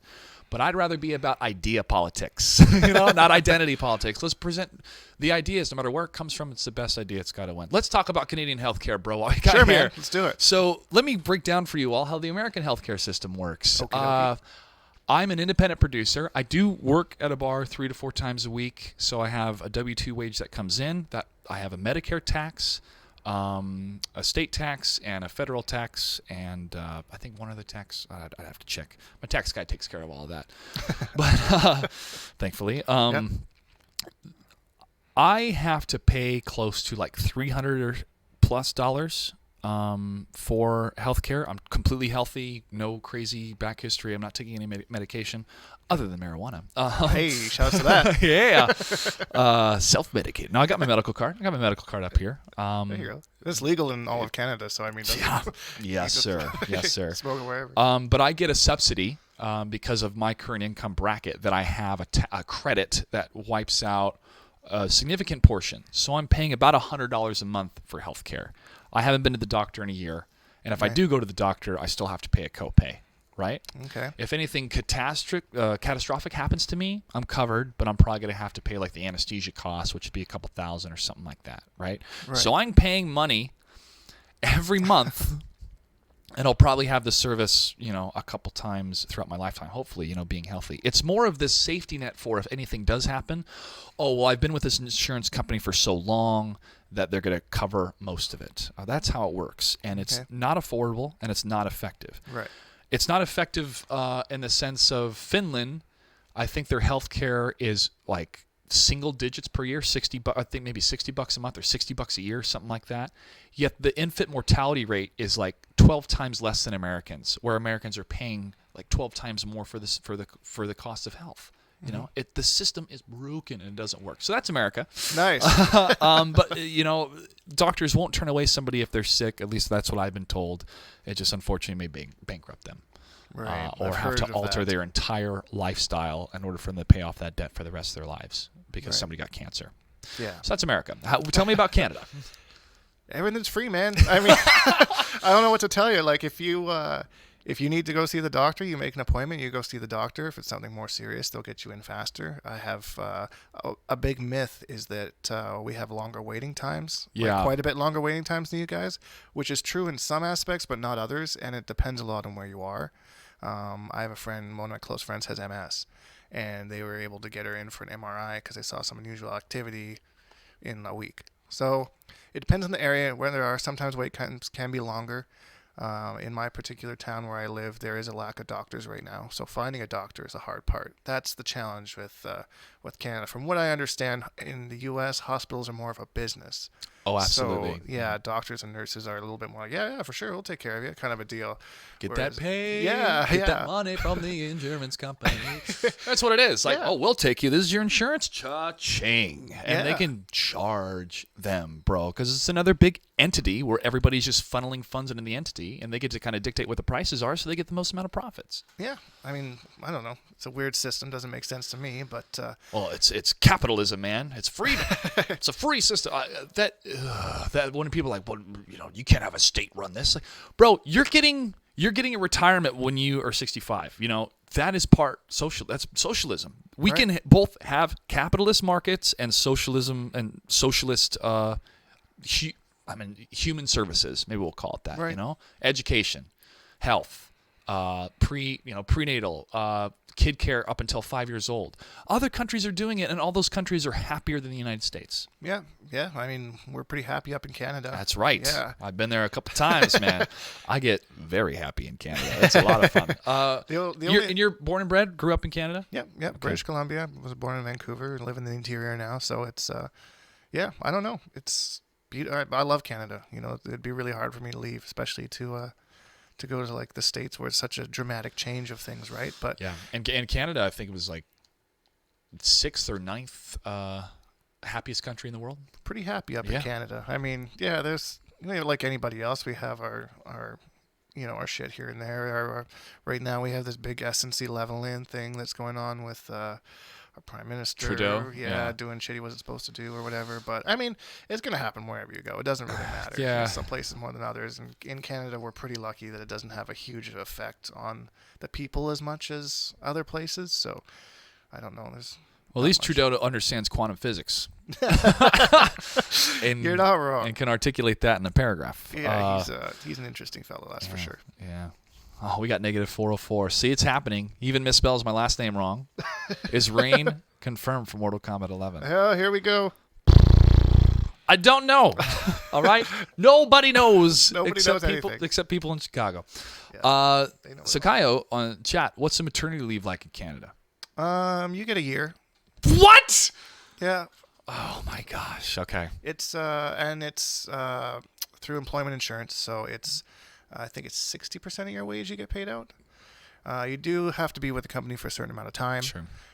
You can't sign on a month later. Guess what, folks? Yeah. Having a baby. Oh, popping one out. See ya. I'll be answering emails from home for the Yeah. year. And if there's like some complications, C-sections are available, no extra charge. I saw something recently that said that in the U.S., if you didn't have insurance, it was $36,000 to have a C-section. I don't know how true that is, but that is an insane amount of money. Anesthesiologist, the fees, the equipment, the room, the recovery, the cost of the recovery, like if it's per hour or per day. Yeah. That's insane, man. It's at least $12,600 to have a baby, period, in a hospital. Wow. That's like, Canada, you walk in, Yeah. out, see you later. Next. yeah, exactly. Oh, my gosh. See, and you and I get this, right? For sure. You and I understand this. Yeah. Basic human needs, Yeah. right? Like, and a system, a better system compared to what we had 15 years ago. Shouldn't that be the continual drive of our species to keep improving? did Obamacare do anything to help? Yeah, that kind of stuff? it helped. About the maternity side, I'm not exactly sure, but it helped. It got rid of the pre-existing conditions, bro. Oh, I'm sorry, you were sick before. We can't give you health insurance. Like, isn't the whole point not to get sick anymore? The whole reason or the whole existence of us having to have that fight as a nation, and it would be peddled from the right and other people with corporate interests of like, this is socialism. This is what brought down Russia. Like, oh my God, bro, open up a history book, please. And your sensationalism is so apparent and is so translucent. I mean, it is ridiculous what some of these guys say. Yourself again. Got to educate yourself and look at multiple sources, and don't look at just mainstream media. Look at people who have no skin in the game monetarily but are doing it from the sheer passion of being journalists and telling the truth. There's a guy on YouTube, Jimmy Dore. This is his own self-description. He's a jack-off comedian, a late-night comedian, who called out America on Iraq and the lies that were peddled that they had weapons of mass destruction, called out a lot of the fear-mongering that was going on about Russiagate and some of the borderline or even crossing the border of McCarthyism that we are seeing within the news. And he has been consistently just nailing the truth every single time. And he's like, and you wonder why I have 500,000 subscribers on YouTube? Because CNN sucks. They get it wrong. And I'm just a jack-off comedian getting it right all the time. Right. Those independent voices that are helping to bring that stuff to light. And that's why I like The Independent, Glenn Greenwald and his crew, who, they broke the Edward Snowden story. And if a guy like Edward Snowden trusts a journalist like that to tell you what the NSA is doing, I mean, I'm going to have to stick with that journalist. So there are pockets there. I don't blindly follow them. Sometimes I may disagree with them here or there, but that's the beauty about having that dialogue, both internally and to allow yourself to grow and listen to other arguments. Man, I feel like we can go on. We can, but I guess this is the other frustrating part is I've lived a lot of different lives. I lived in a lot of different states, and I've met a lot of different people. Right. I think that that's given me a healthy dose of empathy. Yeah. And sometimes I don't see that in people. And when I don't see it in my leaders, it's ooh, okay. Yeah, kind of scary. It's very scary. Very scary. Yeah, that's right, Sakayo. Just got to cut through the bullshit. That's the beauty of the internet and why we're all online. I mean, being online is the place to be, hence why we're here. Yeah. Cool. Well, thanks, man. I really wanted to ask you about the Canadian healthcare system. So there you have it, folks. Straight from a Canadian. A real Canadian in the flesh. We are a wild breed. Don't venture out of home much. Yeah. It's the wildlings from the north. Oh man, we're here at the wall. The lady at the border crossing just grilled me. Like, what are you doing down here? Recording a podcast. Who are you doing it? Joshua Gray. Where are you doing it? Seattle. Okay. Good one. Wow. Like, oh Jesus. Man, I've had a couple of those when I've gone to Poland. What are you doing? Doing a World of Tanks professional video game competition. And that game's popular in Europe. And it's like, World of Tanks? Stamp. Yeah. You're in. You're in, man. It's so much different coming into the States than it is going out of the States. Because, I mean, we have the Canadian border services, and they're all like, oh, welcome home. Blah, blah, blah. So it's like, cool. But in the States, like, who are you and why are you here? Like, well, that's an echo of 9/11, dude. Yeah. Which sucks. Because that was orchestrated by a majority of people from Saudi Arabia. We're still buddy with the Saudi Arabians. I saw a meme the other day that said the Wright brothers are responsible for 9/11. The Carolinians! That's a reach. They started with the Civil War in the back! It is. There's a great BBC piece of media on Netflix, 44 minutes long, that again I feel cuts through the bullshit, echoes what Michael Moore was saying in Fahrenheit 9/11. They got oil. Yep. They got that oil. That's the thing, man. If we can get off that substance, dude, imagine what quality of life we could have. We're literally not going to have an Earth if we keep doing it. Yeah. It's going to be gone. Yeah. And like, it's not just not like I don't know. It's not just gas. It's petroleum products. Mm-hmm. It's also these other products, but I would think that, we'd figure it out. We got electric. 2019. It's 2019. Man, we got electric cars. I would love to write a script, a series or a movie where a guy from like 1992 gets transported in time to 2009 or 1999 to 2019 and be like, yeah, year 2000 is going to be great. But you guys are still driving fucking cars, man? Yeah. What is going on? Yeah. Just flying cars. Yeah. Literally just riding Frisbees. Right? He's like, but it is cool that those cars can bring you McDonald's at your house. Like you can get McDonald's delivered. They got like those Domino's like self-driving cars now down. I think it's in Silicon Valley that they just drive around and they keep the pizza in the car, man. No drive or anything. And I think that's going to be part of the fuel for the human revolution is AI, what AI is going to take control of job-wise, and how a lot of jobs just only exist for the job's sake. It's not really contributing to the overall production of the nation or the globe. Like a Walmart greeter. Could the world survive without a Walmart greeter? Yeah. Totally.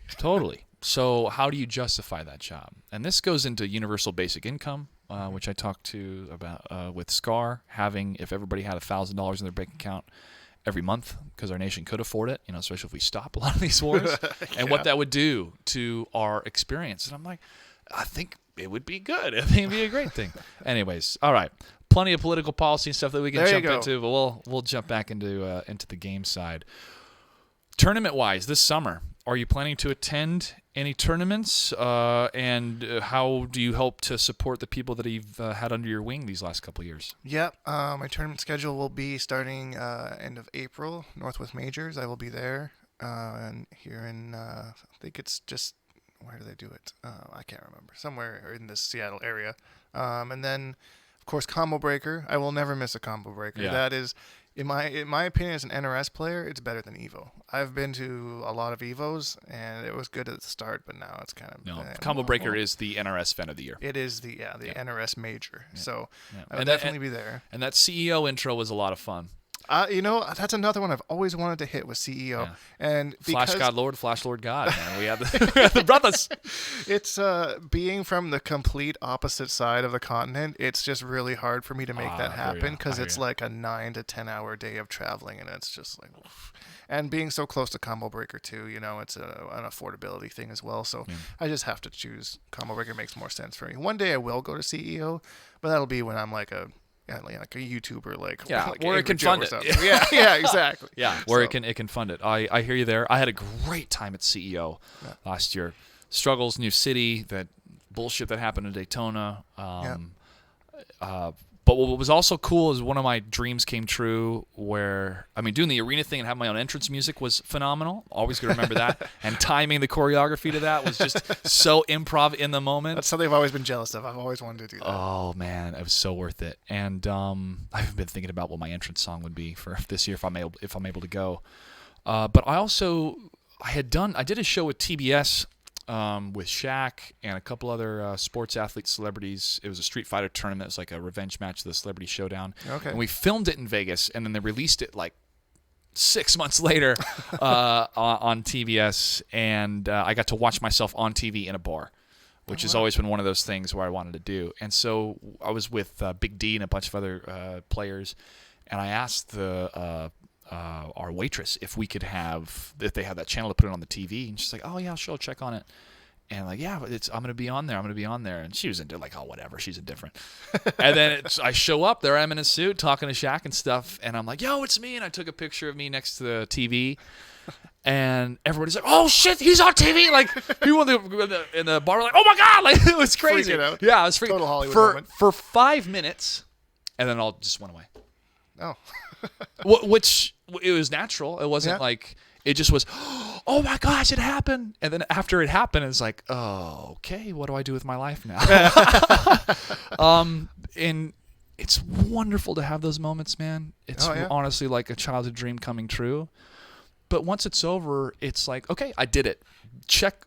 Mate, like done. Box done. On to the next thing. And I don't want it to like fuel my ego. And I want it to be on the shelf of accomplishments and to be super proud of, but I don't want to walk into a bar like, "Yo, motherfuckers, I'm on TV. Give me a goddamn drink for free." Like, I don't ever want to do that. Yeah. Ever want to do that.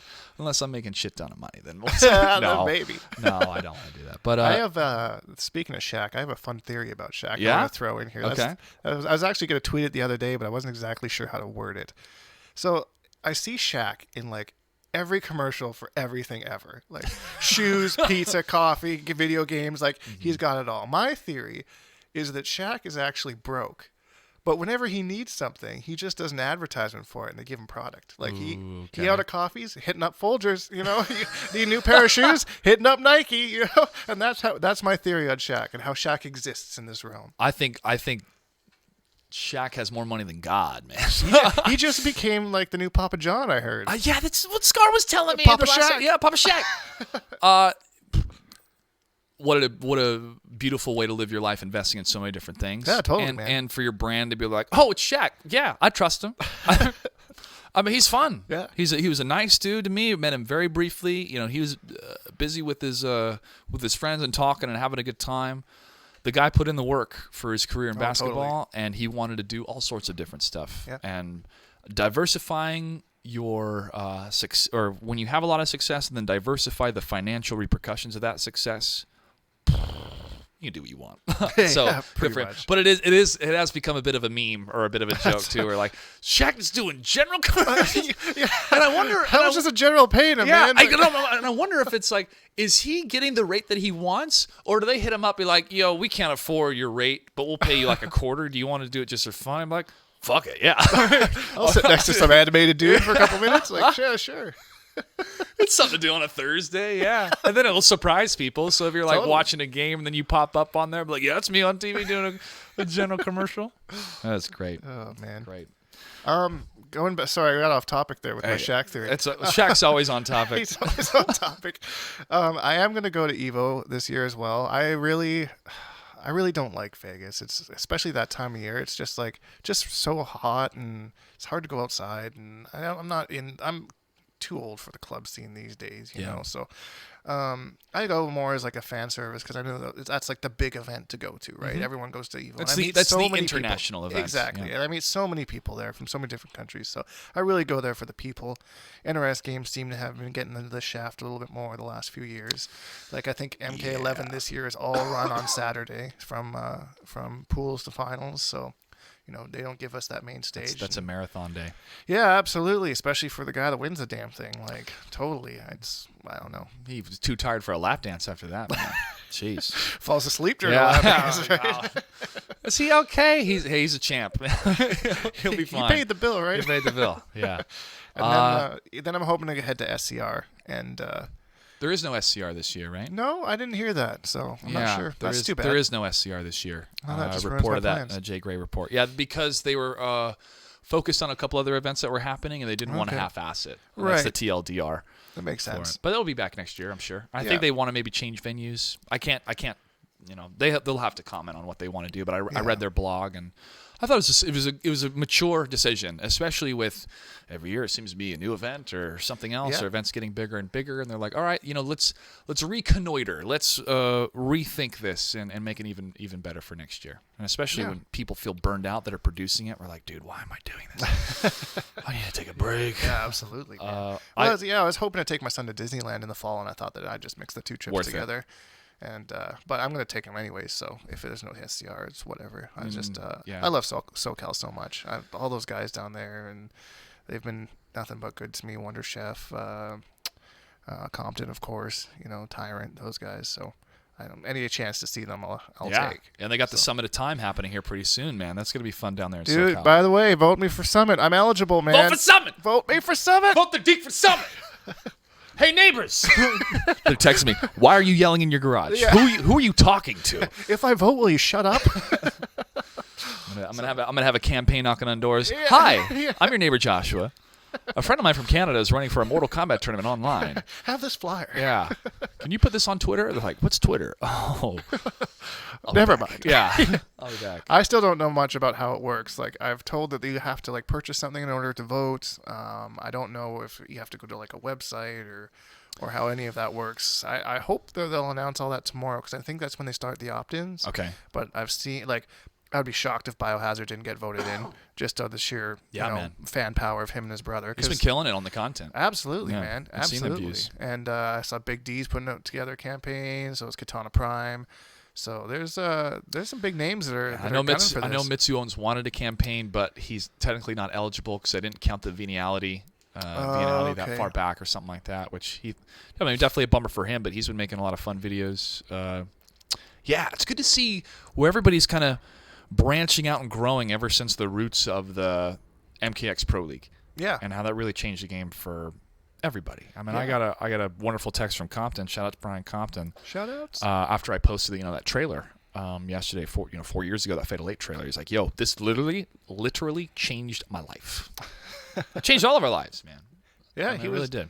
He was telling me about. He's got nothing but good things to say about you, man. He was telling me all about like his interview with you and stuff, and he was like, I was kind of nervous about it. And he wore a suit. He did wear a suit. Brian Compton wore a suit. He did. That was actually the first time I've seen Compton in a suit when he was when he did the commentary for the first season, and I was like, "That's so weird." What did you think of the suits for season 1, 2, and 3? I thought they were good. I thought they fit kind of the fighter or ring style. It fit the esports side we were coming from because we were suiting up a lot for hosting and stuff like that. And I was like, let's bring that class, the prestige, but let's not overdo it. The players can wear whatever they want, but it added just a little bit more visual legitimacy to what we were doing. It's a good way of separating the cast and crew from the players and then making the players stand out a lot more. Like suits are very professional; they look very good.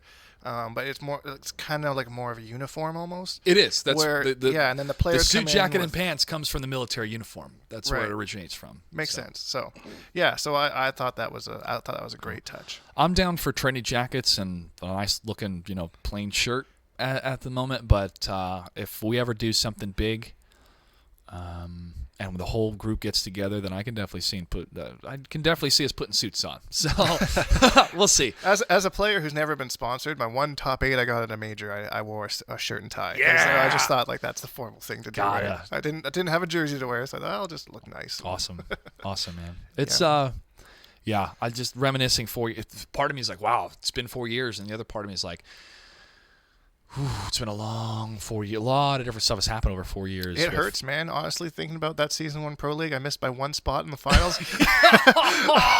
God, it hurts. Man. I think I was like, I was way a 1 spot out, and it came down to something that happened with Crawling Shadow. I can't remember what it was, but there was some drama that, if he would have gotten like these points for this 1 week taken away, I would have made it.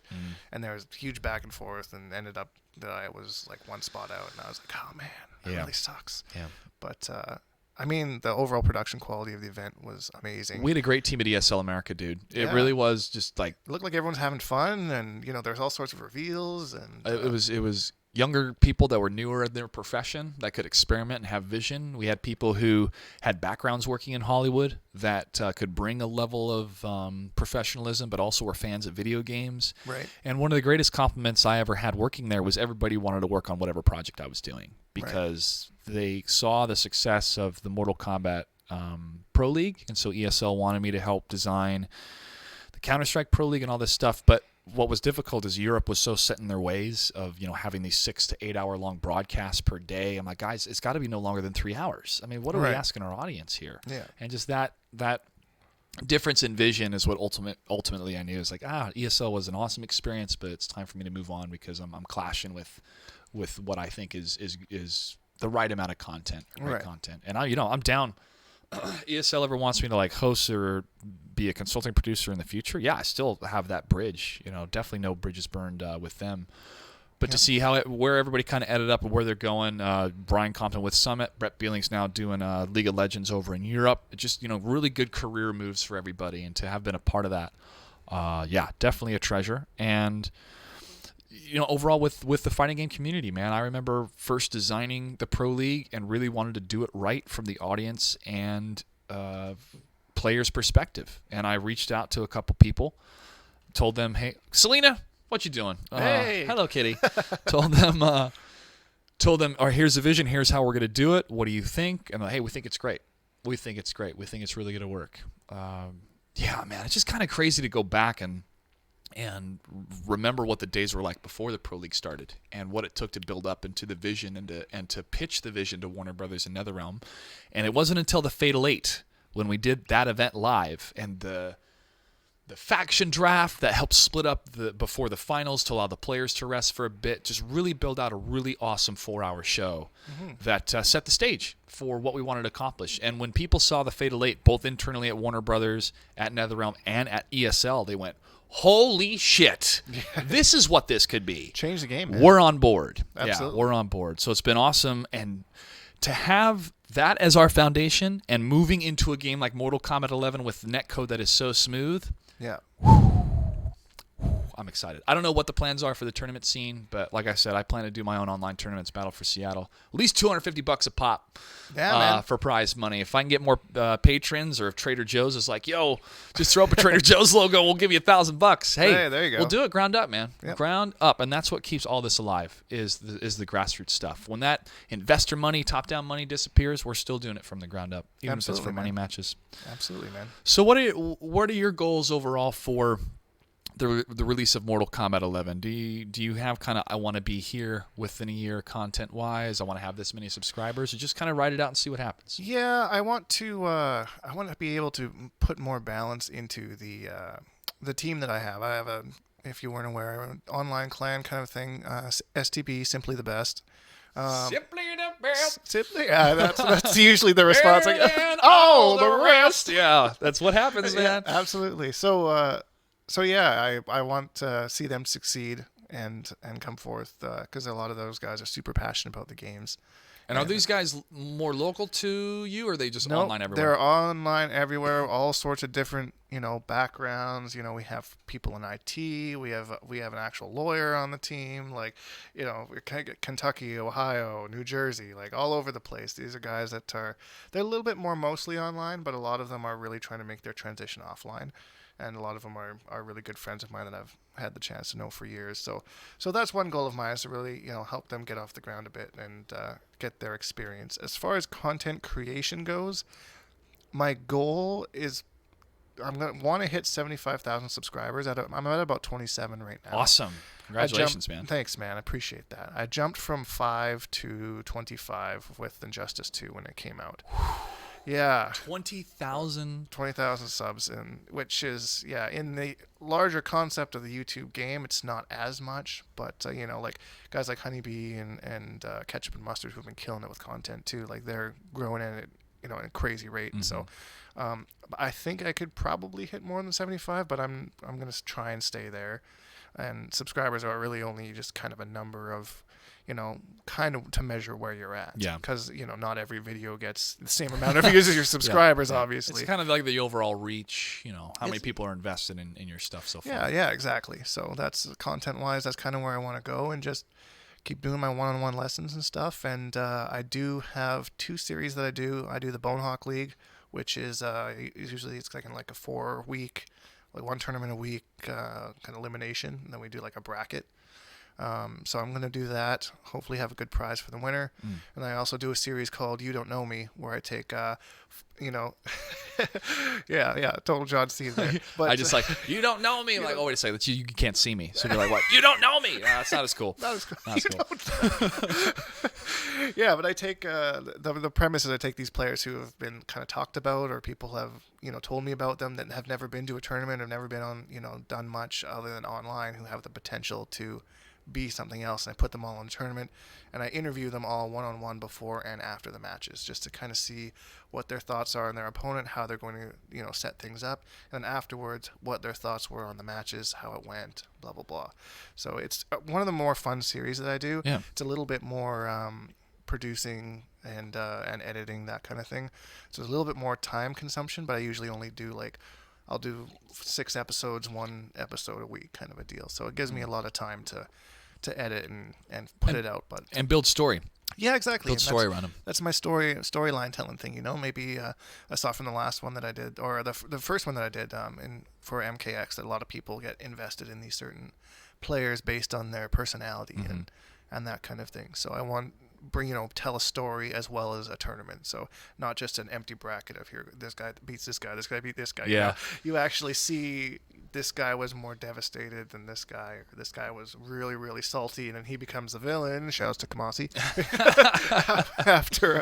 after a match. So yeah, no, it's a series that I really love doing, and I'm excited to do it and find some new talent, get some new talent in there. One moment during the Injustice 2 Grand Finals back in November when Gurr lost to Scar. Right. And when he cried out, no, tell you what, folks, say what you want if they're athletes or not, but that shit was real. The room just was so, who became sullen, and because you could feel his heartbreak. And Right. Scar just posted yesterday, I think, where he had to turn his back and walk away because he was going to start getting emotional seeing Gur get emotional. Oh, right? yeah. And that's Gur, you know. There's two things that are a probability when you're playing Gur. One is that he'll give you a handshake and a smile, and two is that he's going to cry if he loses. Which it's just shows so much passion for him, man. Like, I have a lot of respect for Gur. The amount of success that he's had, especially when Injustice 1, where he was at tournaments, he was at a name that you knew to kind of look out for, but really made his name in Injustice 2 and is a legitimate top player. So that really hit the emotional chords for everybody in the room. And it raised the stakes even more because watching Scar plow through and get up to third place. Oh, that was he's incredible, like, man. I've just been killing O'Driscolls and whatnot. That's one of my favorite sports stories, period. Yeah. In all of sports. Absolutely, Of what man. he was able to do. And now he just got picked up by a sponsor, man. With That's pretty dope. Supergirl, mostly, of all things. I was like, what the hell? This character's supposed to suck. Yeah. Manga, yes, we do read the chat. And yeah, it was harsh, but that's why we love Gur, man. He wears his heart on his sleeve, and he expresses what a lot of players are feeling inside after they lose, but either don't want to express it at the time or are still processing it, man. So for sure. Yep. Sakai was saying Gur and White Boy were both hit from losing. Gur just choked at the last second. He broke after that too. Yeah, I felt for him. Yeah, when he broke against White Boy. I wonder, are we going to see White Boy and Mortal Kombat? I think so. Okay. I mean, I know that he had a big move from Florida to Texas, and then there was this big thing because there's this rivalry with Texas and Florida going on right now. They're talking about doing like a 5v5, and White Boy's fighting on Texas side, and Florida's like, really? So I don't know. I think he plans to play the game, but I don't. I found that anyone that says that they're like, quote, retire or they try to, they just How many never times do. has Pig of the Hut said that? Totally. He's so guilty of that. He does it every time. And then, I think the only one that's actually retired and was like maybe like more because he was forced into it was 16-bit because he worked with NRS and said, I'm retired because he literally can't compete, which makes sense. He seems really happy though from everything Absolutely, I've heard. man. He's made. Did you see his Sabrina cosplay? No. He crushed it. Really? He nailed it, man. Damn, I didn't know he was into that. The latest Sabrina, played by, I forget the actress's name, but she was the daughter on Mad Men. But I guess it's a series on Netflix. But yeah, he nailed it. I've been meaning to watch that show. Actually, I've been meaning to check it out. I've been, embarrassingly addicted to the show Riverdale. That's like a retelling of the Archie comics. Hey, man, I watched every episode of Smallville and broke down in tears during the last episode. Watch that. I think it's one of the greatest finales of all time because they start playing the John Williams Superman theme. Oh, okay, yeah. And Allison Mack, who is reading a comic to her kid, she wound up with Green Arrow and they're married. And then you see him with Lois, and they're about to tie the knot. She's got a ring, and then somebody's like, "Yo, somebody's in trouble!" Blah blah blah blah blah. And she's like, "You better go get him." And he runs up the stairs, and he runs out the building, and he runs towards the edge, and it's the full John Williams Superman theme, and he rips his shirt off, and he's wearing the Superman costume. The only time you ever see Tom Welling in the Superman costume was the very last frame of the whole show, 10 years. Yeah. Wow. That show could have ended after season I just 5 got or 6. from listening to that. Yeah, I had to. This is a true story. I watched that show with my parents, my siblings when they were home. Sometimes friends would come over. It's kind of like family time to watch it. Yeah, for sure. The show ended, I had to go outside because I was so emotional. Just not because the show's ended, but it was like they used John Williams theme song, which is helps me feel heroic just listening to it whenever. How can you not feel heroic? Yeah. I listen to that shit when I do dishes, man. Doing chores. Yeah, I'm a Superman. It was great. And, having that much investment in characters shows why television is in such a golden age, because you can spend so much time with the characters, watch them grow, have so many great moments. So I get you about Rivendell, all right? I haven't watched it, so tell me what you like about it, because it's Archie, but it's like a darker tone. It's a much darker tone. A lot of pretty people. Yes, a lot CW show. Yeah, I mean, they got everything from girls kissing each other to guys with ripped 6-packs. So I mean, Kitty, you're in the shot. You're in the shot. What are you doing? You want to be a star. But I just like it because it's growing up. If you're ever waiting for anything ever, there was an Archie comic there, like at the doctors, at the mechanics, wherever there was always Archie. So it's kind of like always just been something that's been there. Yeah. So to kind of put this twist of like maturity kind of to it was like really interesting. Like I'm grown up now, and like so are these characters kind of grown up. Like Archie ends up going to jail, and they get involved in like this underground fight club, and it's like I either gotta sell this cocaine, man, or I'm in some deep shit, dude. Yeah, they have all these like fake drugs on the show, like jingle rocks and stuff. I think they call them, and I don't know, or fizzle rocks. That's what it is, fizzle rocks. And then Veronica's dad is the main dealer of fizzle rocks, and he's like a bad dude who's involved in the mafia, and people get murdered and shit, and then it's up to Betty and Jughead to lead the mystery and save the day. So it's holy shit! It's really like my friend recommended. I thought it was about like a brunette and a blonde that kind of like this redhead dude. Well, she was originally maybe, but I wonder what the writing meeting was like. All right. So she's a brunette, right? Oh, jeez. Yeah, that's awesome. But, but it's kind of like, why not? Let's just be creative and do it. Yeah. It was kind of like Abraham Lincoln Vampire Hunter. I like that movie more than Steven Spielberg's Lincoln. I just had fun watching that shit, dude. I thought it was a good time. Sometimes it's just what you need, right? Don't want to think too much about shit. I better go back and watch Lincoln, though. Speaking of Lincoln, have you seen these Lincoln commercials that Matthew McConaughey has been doing? Mm-hmm. I think it's either the most genius or the worst. Because we're all talking about it. Yeah, advertising like I've ever seen. Yeah, one time I was talking about beer. I like Matthew McConaughey has a wonderful body of work. His performance in Dallas Buyers Club is totally worth all the praise and the award. Movie. And his acceptance speech, or when his celebration speech when he won the Oscar, somebody asked him, "Who's your hero?" And it's like, "My hero is me 5 years from now." That's motivated me a number of times. Absolutely. I'm like, who's my hero? Me having a kick-ass studio and podcast with people that I care about in a scene that I love, Yeah. Shit, here we are. Type thing. Hell yeah, man. So when I see the Lincoln commercials, I just like, hey, man. You realize you did that big movie, right? You got any weed? Be much cooler if you did. I just wanted to look into the camera from the Lincoln commercial and have that guy from it's not Fast Times at Ridgemont High. It's that's the one I always think it is. I know that's Sean Penn. It's help me out, chat. I know exactly. Dazed and Confused. Is it Dazed? I think it's Dazed and Confused. All right, chat will let us know. Yeah, chat will help us. I don't know what I'm getting. I should know that pop culture by now. But what was awesome was watching that film. That's what my life. Outside of, I didn't smoke weed till I was 26, so I was a late bloomer. But in high school, that's what it was kind of like. The weekends in high school, you go to the parties. Some of the older kids that had cars would, drive the younger kids, and you get to meet the freshmen. Yeah. And it was cool hanging out. Thanks, Gabriel. Appreciate it. I know he's been shouting out some comments towards you. Yeah. He's like, he's the man with the big meat. There's a Gabe call himself Big Hands Little Dick, I think. That's his nickname. Oh, wow. Yeah, it was very funny. How was high school for you, man? Doing great in football. Great in football. Getting them touchdowns.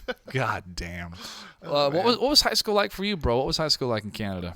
I personally was a floater. So, like, go to the different cliques. I got along with everybody. I was mostly a skater. Like, I had a very short-lived sponsorship by a Canadian company called West 49. Oh, skate or die, bro. Yeah, so I was pretty into that, and like to party and stuff like that. So I switched high schools in 10th grade, I think, from a small town to a slightly bigger town, and so it was kind of hard moving in the middle of that. Having like all your friends that you've grown up with through elementary school, and then all of a sudden you're plunked in the middle of high school with no friends. Yeah.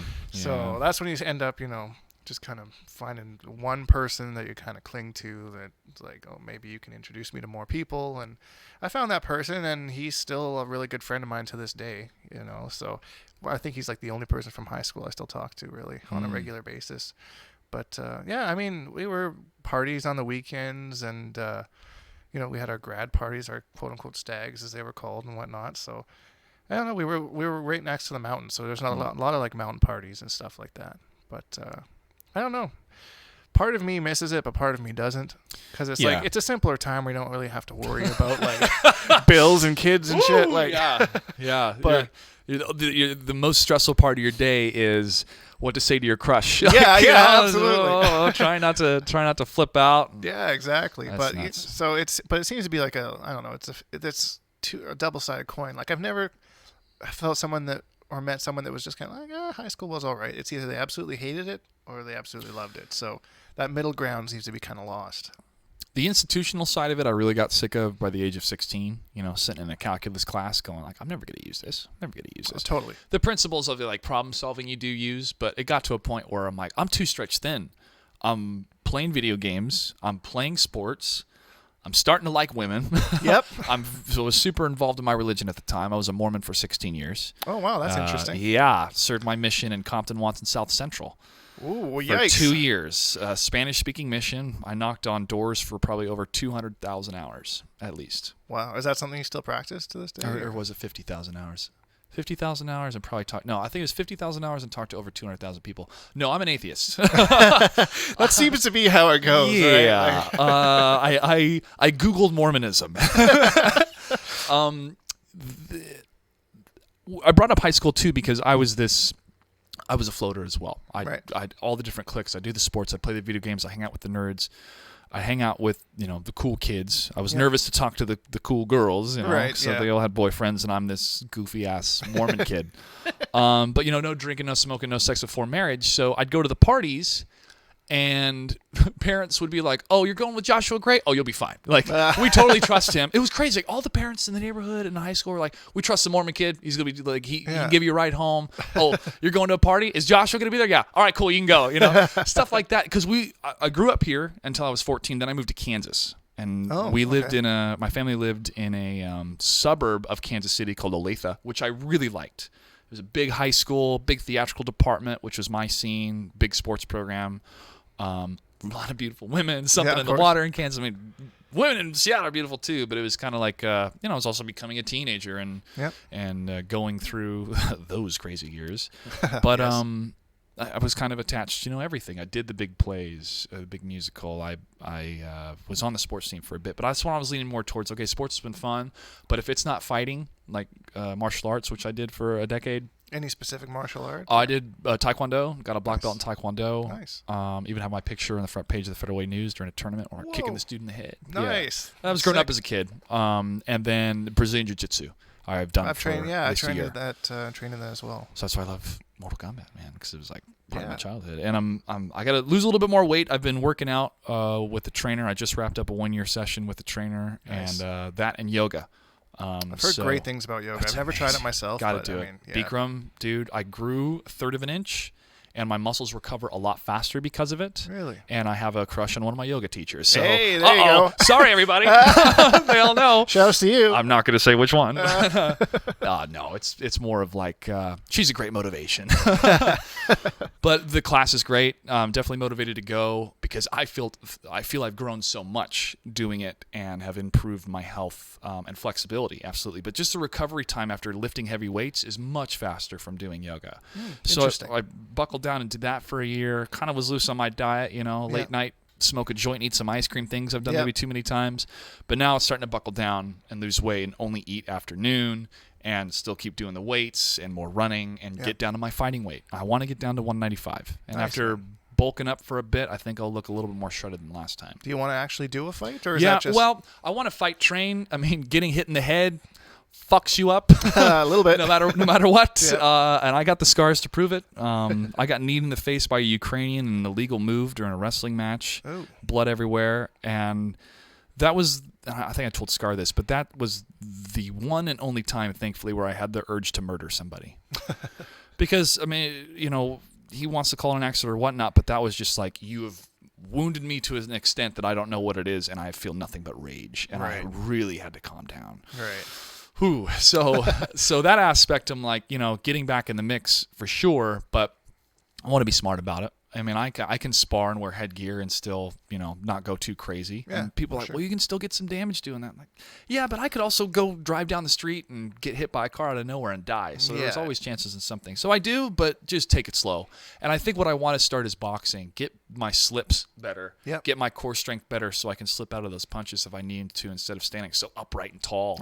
My Air Force poise, Boxing is great, man. I boxed for 8 or 9 years. There was a time when I was actually trained to be in MMA, and I had a fight set up, but then I sent in all my medical paperwork, and they just never got back to me. So it kind of fell through, and then after that, I was kind of like, that's something I really want to do because then my son was getting older at that time too. So it's like, I think jiu-jitsu is really smart to keep doing. I love jiu-jitsu. I like to find a spot because it's problem solving with another human right in front of you, you know, and you're trying to get into those specific locks, and especially sense of community is intense with, absolutely, with jiu-jitsu too. Absolutely. And for some people, so is weed smoking too. Absolutely, because the two go hand in hand. Because you'll feel muscles activate, and it gives you kind of a better presence of your body. And then when you're like, oh, his hand's here. Well, if I slip this way, you know, sometimes you're either overthinking or your body's not making that connection. So I've met a number of people in California who were all about that. And I was like, that's very intriguing. It's very, and I know Joe Rogan and others have talked about it. The MMA scene has talked about it. But yeah, I've found that fascinating. Almost like with a game session playing, you know, a fighting game. You know, I'll toke up for a bit and just see if I can get a better sense of it, and then I'll also play sober. Like if I'm at if I'm at a tournament, play sober. I mean, you want to play as your 100% self. Yeah. But that whole, maybe my brain can make certain connections that it wouldn't make. And that's what the whole point of that stuff is, right? Yeah, I mean, humans have slow stuff down. Humans have cannabinoids, like, you know, the receptors are built into their minds in order to have those type of experiences. Just don't abuse it. I mean, that's like with every good thing. There's balance in it, you know? But I like that aspect of what it can do in the physicality of the solving the puzzles of jiu-jitsu, and then also, you know, playing a fighting game. Sure, man. I mean, I wish I enjoyed it as much as everybody else because I don't really smoke that much. I do every once in a while. I'm totally not against it or anything. I'm 100% for it. It seems to have tons of medical backing and uses and stuff like that. But it's never been something that I've really super enjoyed. Yeah. I get a little bit anxious when I smoke, but that's totally fine. Everybody's a little bit different. Yeah, exactly. So I'm more likely to have a beer somewhere than I am to to smoke a joint. Or but that's not exactly the greatest fighting game trainer. So you got to learn to separate the two. All right, round 2. Hold my beer. Yeah. I'm gonna fuck you up, hey buddy. man, I may put a deck together and give a shout out to Rainier Brewing Company. Like, you guys want to sponsor some people? There you go. Crack a tall boy right here. Battle for Seattle right in the middle. I see that big R off of the I-5 there. Hell yeah. Hell yeah. Well, I'm going to grow some cannabis here in my garden. I have a medical card to grow 6 plants. Nice. I eventually want to make it out into a little business called Gray Gardens, which I announced a while ago. Yeah. I did 1 soil rotation last year. I'm about to do more gardening this year and get the soil just right, and then get the clones down in Portland and then plant them and cultivate them and have it be sun grown. I don't want it grown in a warehouse with electricity. Right. I want it to be grown by the sun and see what goes from there. But if anything, just to cut down on costs and me buying it from the dispensary all the time and just grow it. Yeah, for sure. So I don't know what type of sensibilities people would have in the future of having like a sponsored league from a marijuana company, you know? But that's what Snoop Dogg's doing right now with his Gangster Gaming League. His weed brand is going to sponsor that. Oh, that's and if there's anything that kind of goes hand in hand, it's token totally up and playing video games. So I want to see what the crowd's going to react to that, and if it seems like it's going to fit, then I'd love to do that for the Battle for Seattle. But if Warner Brothers or NetherRealm's like, sorry, man, we can't, have an alcohol or marijuana associated company being so prevalent in your tournament, then I could have that conversation. Right. And, I obviously don't want to do anything to detriment my relationship with NetherRealm and Warner Brothers. Obviously. So we'll see. But the whole Mortal Kombat is not for kids. So it'd be one thing if I'm token and playing Fortnite. I think it's another thing if it's, for Mortal Kombat. But we'll see. I mean, I'm open to have that conversation. And again, it's not like they're like, you can't do that. Well, it's not going to stop me doing Battle for Seattle. I'll still do it. But I would like to kind of cross those businesses together if one is successful. Be like, the way that I'm able to fund to fly 4 players to my house and play for a $10,000 prize pool because I sold a couple pounds legally to distributors for my marijuana. That would be nice. Makes sense. But we'll see. Kind of going off that topic about Mortal Kombat being for adults. That is the one thing, my one gripe that I have when I watch the Kombat casts is it seems like really like cheesy and like kiddie almost. It's loose. Yeah, it's loose. like they're not. I don't know. They're not like just being like natural. It seems like way like conservatively scripted to the point where it's like this kind of sounds like something like my son could watch, not like like they're they're I don't know. Yeah, I mean, but at the same time, I understand the professionalism they have to keep, and it's for mass appeal. They're representing NetherRealm. Yeah. They're representing the design side. I'm grateful how loose they are, attitude wise, because they'll just like goof off and make a joke about lore or something like that. Yeah. I don't feel it's as scripted as other shows, but yeah, they may tone down the language or the pop-offs and stuff like that. Yeah, things like that. I just kind of like, I feel like that would hit your demographic more, but I'm not a marketing agent or anything. It's just my personal thoughts when I watch it. That's all. Yeah. Well, when you try to please everybody, it's not as good quality. Yeah. Yeah, it's true. And knowing your core fans is very important. That was one of the things. A number of times I'd have conversations with developers where like, we want to get as big as League of Legends. Like, pump your brakes because it ain't happening. Yeah, good right? luck. Yeah, it's not going to happen. Game's been on top forever. That is not your demographic. Yeah. Why are you we're trying to expand our audience? No. Make the fans that love your game now love you even more. Yeah. Why are you trying to branch out and include more people when they don't give two shits about what you've built in the past? And that's greed. It's that we can get more of an audience, more money. Make something great, and the audience will come to you.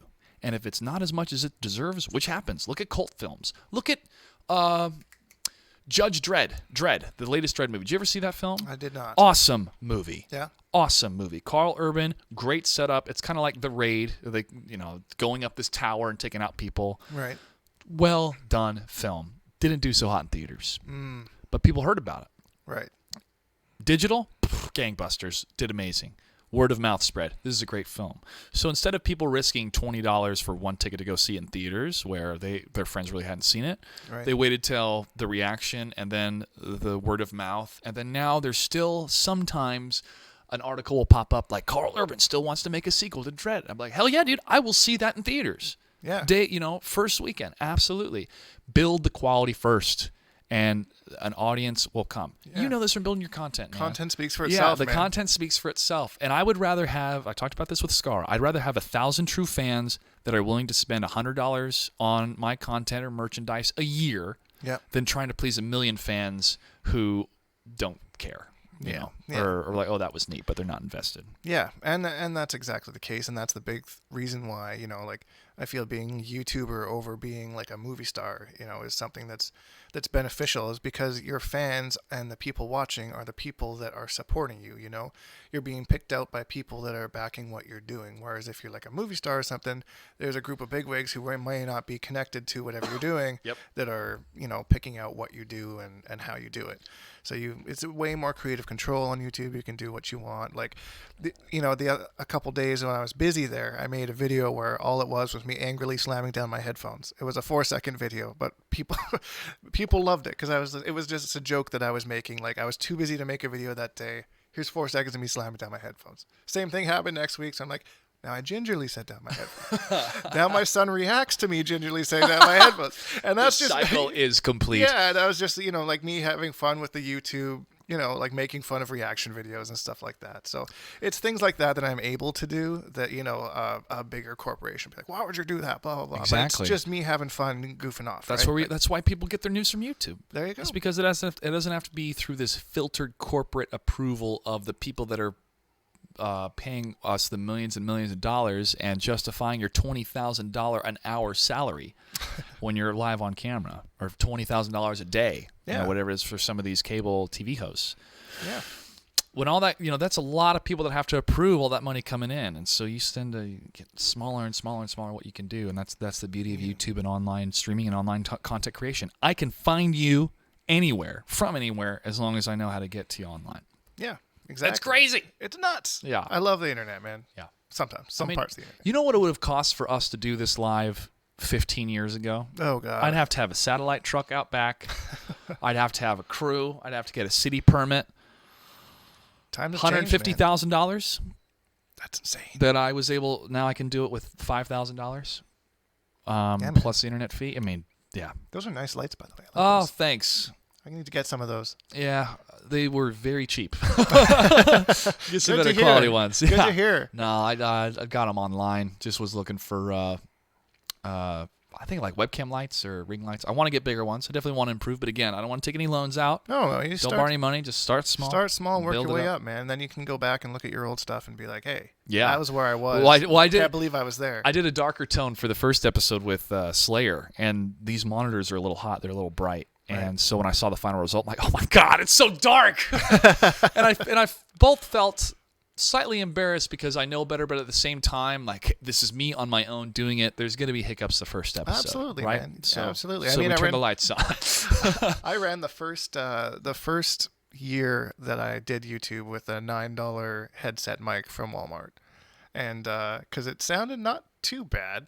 And it was all I could afford at the time as far as, like headsets, microphones, and that stuff go. I wasn't getting paid to make content back then. They don't pay you out till you make $100, and that first $100 is like, I remember my first $100. The grind, YouTube. man. Yep. The grind, and when you get it, it feels so good. Yeah, it does. Just got to keep grinding away, and don't quit your day job. I think that's the biggest amount of stress that some people put on themselves in the video game or content creation scene is they'll get a little bit of success and they think like, oh, it's just gonna go up from here. Yeah, no. You have no idea, right? You could have a couple thousand one week that watched your video, like, oh man, next week I'm gonna get 3,450 or 200.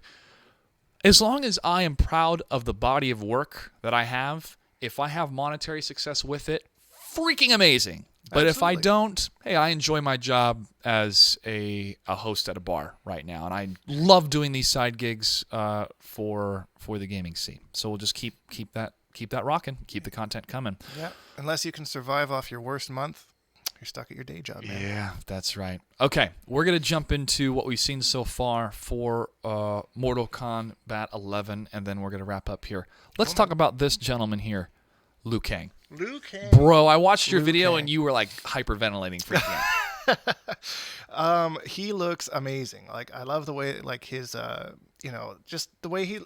I want my arms to look like that, bro. Oh. And his abs. I'm so jealous. And his chest. I'm so jealous. And his girlfriend. Gameplay-wise, that 50-50 teleport scares the absolute shit out of me, especially when you have a character like Liu Kang, which is just known as being a great rushdown character in almost every game that he's in. So, I'm concerned about the balance, but at the same time, I mean, it's Liu fucking Kang, man. Yeah. Like, I love the 1-inch punch shoutouts to Bruce Lee. Like, it was about time they did something like that, Like, it's the dragon that comes up, like how and it looks more evil than it ever has, like an actual demon dragon. And people thought that it was fatality. I loved Aquaman's. I totally did at first. Yeah, I loved Aquaman's tweet. He retweeted SMG Princess, and she's like, "I told you, animalities are in the game. Don't have me." And he retweeted, "This aged well." And I thought it was funny because it just shows the sheer amount of passion that people have and how you can just pop off on social media, fire from the hip, be totally wrong, but at the same time so excited you just plow your way through. But yeah, I think the animality would have been a bigger reveal if that was in the game. But yeah, when I saw that too, I was like, that looks like a fatality as well. Yeah, but no, it's a dope fatal blow. Fatal blow. Cool, man. Yeah, I don't know. I'm excited. I played Flame Fist for a little bit in MKX, so I have a little bit of an attachment to Liu Kang as a character. Of course, all the classic characters from MK1, I just have a massive respect for. There's a few that I don't like, but I respect them all. Shang Tsung is one that I've been very vocal about that I don't like. He's super cheesy. He's always getting his ass kicked in every game. Yeah. Like, I just don't like him, and because everyone's like, "Well, are you gonna play Shang Tsung because Quan Chi's not in the game?" Like, no, I'm not. Okay, are you sure? I'm 100% positive. Don't even go down that road with me, Mr. Gray. Quan Chi, some of the best intro dialogues in Mortal Kombat X. Oh, Must so many we fight? You were my only friend. Oh man, that one still gets me. Plus, one of the best voices in the series, hands down. Just like it fits the character totally. It's kind of menacing and dark, but almost kind of brooding. It's just his voice actor is amazing. He is a provocateur. He really is. He's working for Shinnok, but is he? Yeah, he's got his hands in everything. He's kind of in control of the Netherrealm. Yeah, and it would be a shock to me if he does not make it into MK11 in some aspect. He was a gigantic part of the Mortal Kombat 9 story mode, He is the whole reason that Noob Saibot exists. Yes. He was a huge part of the MKX story mode, although they did do him dirty. He got his ass kicked like twice, like nut stomped by Sonya and then head cut off by Scorpion, which leads to my theory that I've talked about a lot before, about how that wasn't actually Quan Chi that died. That was Shang Tsung appearing as Quan Chi because Quan Chi had convinced Shang Tsung yet again, because he's an idiot, to go out and finish this job for him because he knew it was going to happen. So Shang Tsung goes out, bam, he gets killed right away by Scorpion. Quan Chi's chilling in the Netherrealm like, you fucking idiot. Brings him back to life. And then that's how Quan Chi is still involved in the game. That's my theory. That's quite a taking one for the team, though. Shang Tsung, he's just like, I'm going to say this prayer, and Quan Chi's going to save me anytime, right? Yeah. Nope. Like, even his facial reaction when the blade hits, like, shit. Yeah, that did not go as planned. Well, then Quan Chi is dead, and then you cut off Shinnok's head, and he's still alive. So Quan Chi's not technically an elder god, right? Is he just some sort of demigod? Or? He actually used to just be a sorcerer. He used to just be an Oni in the Netherrealm. Just one of those little creepy guys that used to like roll around. Then he turned into a sorcerer. I think Shinnok turned him into a sorcerer. Lackey, okay. Yeah, but he's not like he doesn't have the powers that Shinnok does. Like, from what I understand, Shinnok cannot be killed. So, I mean, yeah, you can cut his head off, and then what the hell is he gonna do, right? So, but Quan Chi does not have that same power. But at the same time, nobody ever really stays dead in Mortal Kombat. Like, no, Baraka is back, right? So, yeah, I mean, especially when you got time travel, bro. Yeah. When you got time travel. Yeah, absolutely, man. I think that's why a lot of people have their fingers crossed for Melina, but I don't know. I don't know if she's in the game or not. Yeah, it's hard to say. I mean, I don't know. She's a fan favorite, so I mean, it would be weird if she's not. Hey man, she's a fan favorite for me when I got that vitamin B12, man. That back one too. Thank you, Foxy Grandpa. Teach me how to do that shit. That's funny. Yeah. Yeah. It kind of rubs me the wrong way if they take fan favorites and make them as DLC though. That's kind of a little bit like But at the same time, there's so many you can't include all of them in the main roster. So it's hard. Someone's gonna get butthurt somewhere. So I don't know. We'll see. I'm still waiting for Li Mei. I want Li Mei. Kung Lao, the Hat Man. I love his animation style. I always loved that punch, that throw, that punch, you know? But now that he summons the great Kung Lao. That is such a nice touch. I did not ever think that would be something that would happen.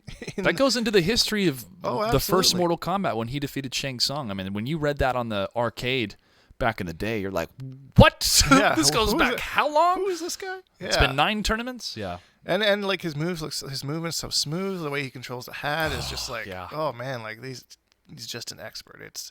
I've never really been that excited for Kung Lao, but I'm actually pretty excited to try him out. Some of his setups and stuff look really cool. When you look at these characters, you can look at that design. That's what he's going to look like in the game. Yeah, that's insane. They look that good. His facial animations are incredible. The old school versus new school trailer, his lines are great. Like, our future Liu Kang. It's insane. It's insane. I'm like I know. Yeah, it's so exciting. And they see each other, then they see Garrus. Oh, yeah. And he just shoots his hat out. Like, that was easy. That was easy. Psych, you thought.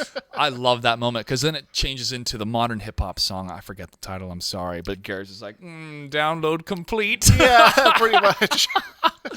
And I love the classic like MK2 Kung Lao costume that they brought out for him. Like, it looks so good. Yeah. He does not intimidate me as a reverend. Or revenant. He's always got a smile on his face, like he's going to a picnic or something, Like, he just doesn't look menacing when he's like in that revenant form. So that just doesn't do it for me. When Liu Kang showed up as a revenant on the boat, he looks great as a revenant. He looked like there was no words, but I could feel the anger. Oh yeah, that he had towards Raiden. I was like, he was just. Then he stops and he holds with that same anger, and Raiden, catches himself and going, I cannot wait for that clash, because how heartbroken would you? I mean, Liu Kang is heartbroken at the end of MK9, like, you've doomed us all, Raiden. Yeah. And Raiden is so internally destroyed because he thought, he figured Liu Kang was like a son to him. Yep. And he's dead.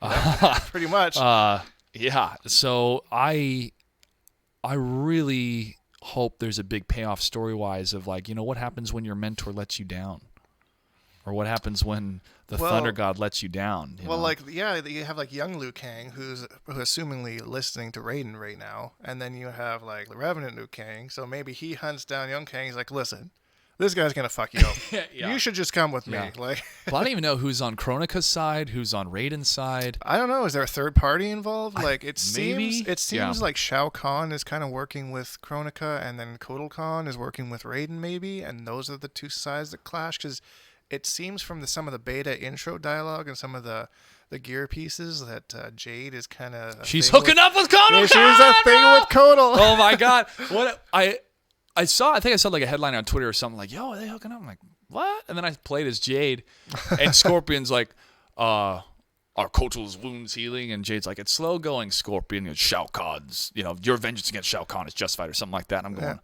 okay, so they be fucking. Yeah, yeah. And then something happened. Yeah, and I'm like, yo, green on green, I'm down. Why not, down. Right?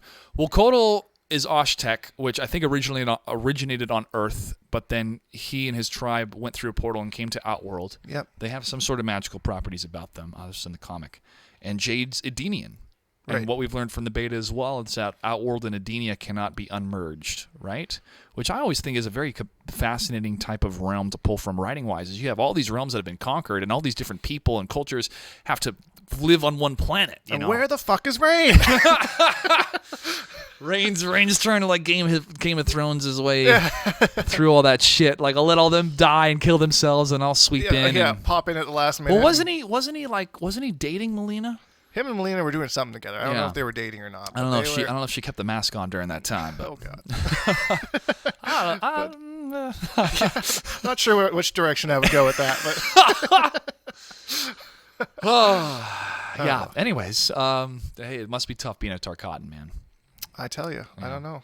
Yeah. Have we seen any Tarkatan females in Mortal Kombat ever? Not true females. Okay. Like outside of Melina being half. The half Tarkatan, half Edenian. Yeah, there's no real. Well, I mean, maybe outside of like the background, like I think because we have the Baraka, the Tarkatan camp, right, and there's people behind them. So maybe, so there might be some in there, but I don't know intriguing. if like Tarkatans have gender in that aspect or not. I don't know how they reproduce. Do they lay eggs?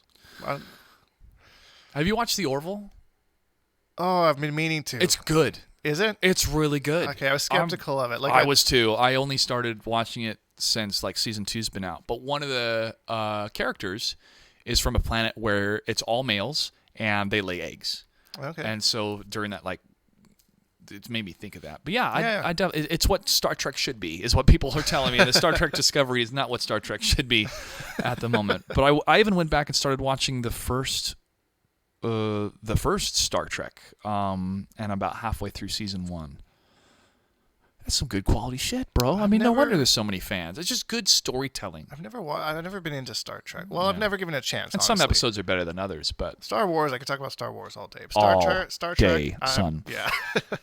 Star Trek, I'm just never really got into. Let's talk about Jackson. Let's talk a little bit about Star Wars, and then we'll wrap up. Sounds good, man. Okay, Jax.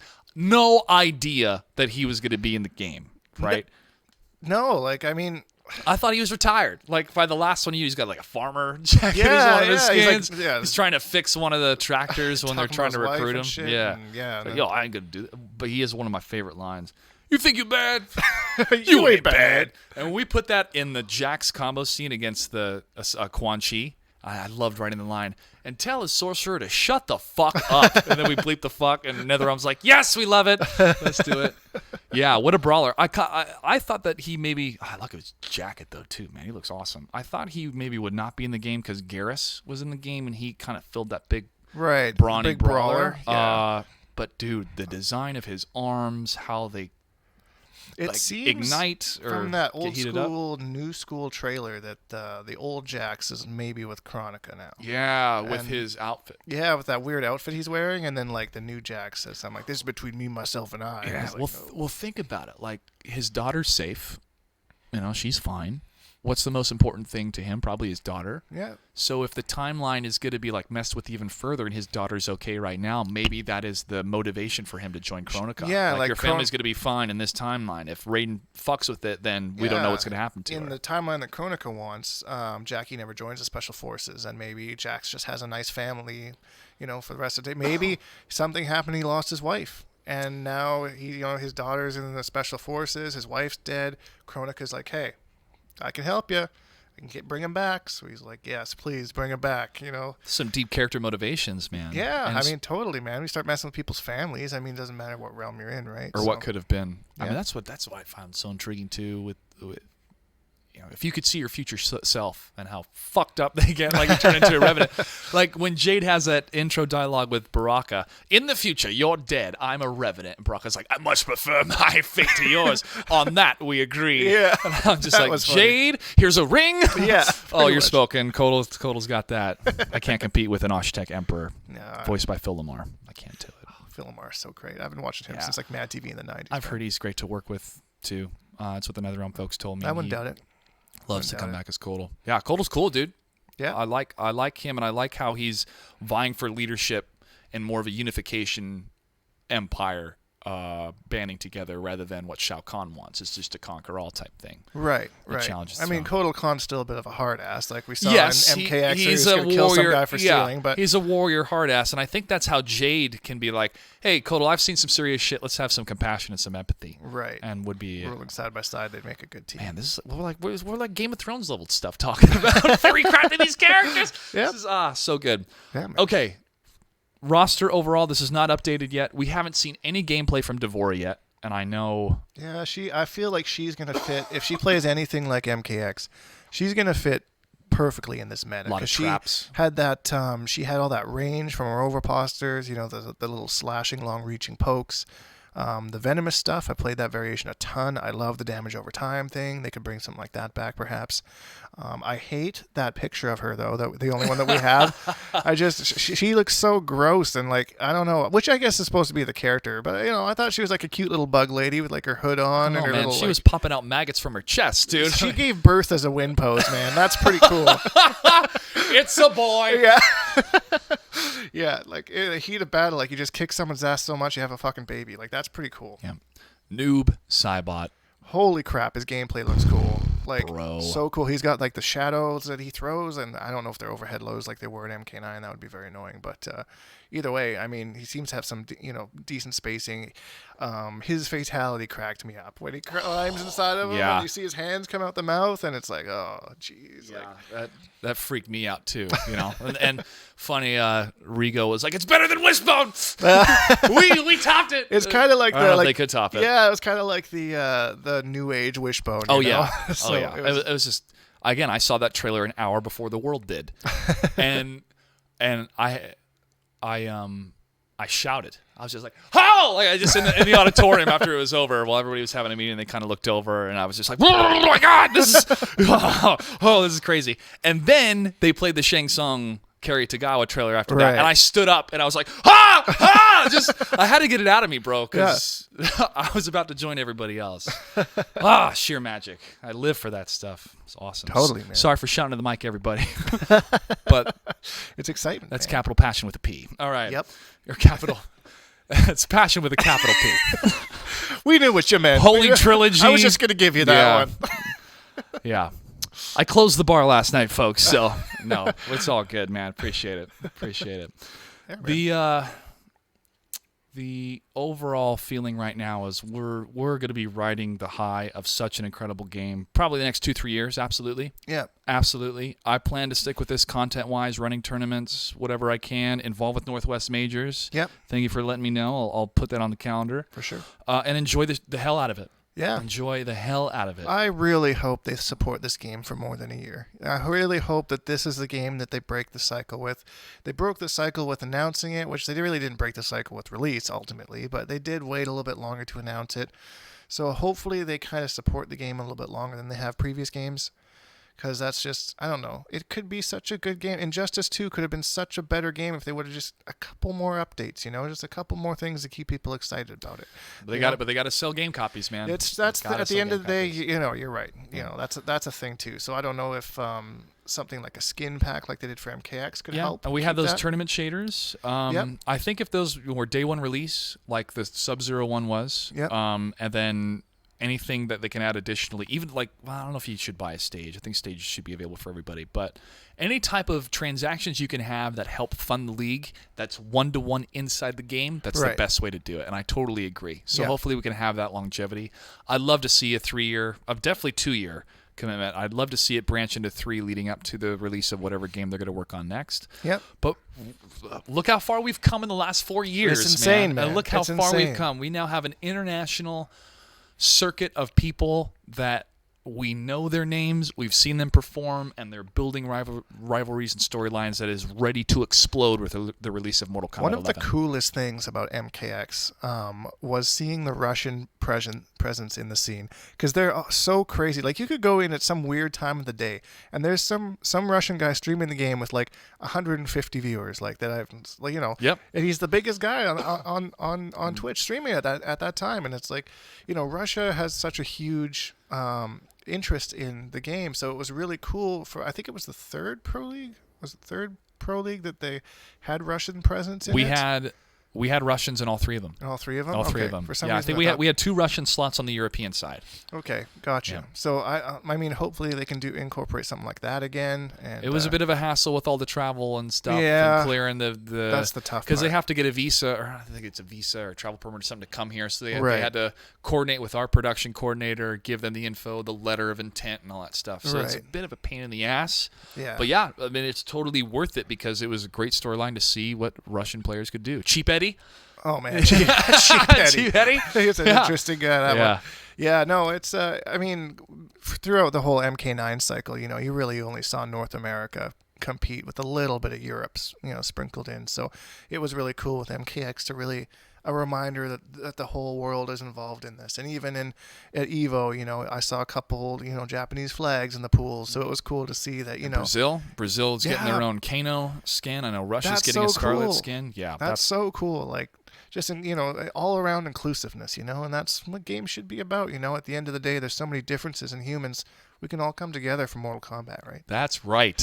That's right. And especially with the beautiful net code. Oh, yes. You can do it from the comfort of your living room. Absolutely. That's what's so fascinating to me is I don't have to go out. Well, I go outside, folks. The sun's great for you. But if I want to play baseball, I don't have to call up, 8 to 17 other friends in order to have a full game. Yeah. And just pop it online and play. And that's exactly the accessibility. The one-to-one accessibility is great. It's which there. Right now, E-League TV is on right now. So once we wrap up, go ahead and turn that on so you can see some of your favorite players stream. And I think what they're doing is that you're just playing whoever because there's no lobbies, and you'll get points for every win that you do. And if you whoever win with has more the most characters, wins. It's like an arcade. It's like a live arcade. I like it too. What a great idea. I think it's a really cool type of. Salty, I didn't make it in, but well, you can play against them. Yeah, I mean, well, shoot, you got to drive home, but that's all good. Yeah, and then it's on the Switch, bro.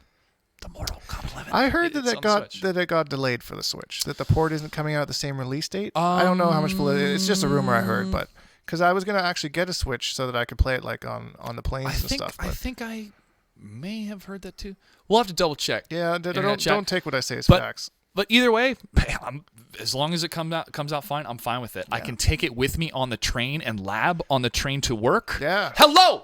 Thank you, NetherRealm. What a great idea. Oh my God. Yeah. And if it can be, we all want crossplay. Okay, we all want that as gamers. Oh, we do. We're sick of this. Just like it's 2019. Yeah. Why do we not have it by now? We're sick of the casualty. Well, we're getting it with Xbox and Switch. I heard the Xbox Game Pass is coming to the Switch, where you can play. Yes, I did hear. Yeah, I did hear that. This is okay. Sony is the king of consoles. What shall we do? We shall form an alliance and defeat them. Finally, a worthy opponent. Yes, and design a fighting game controller.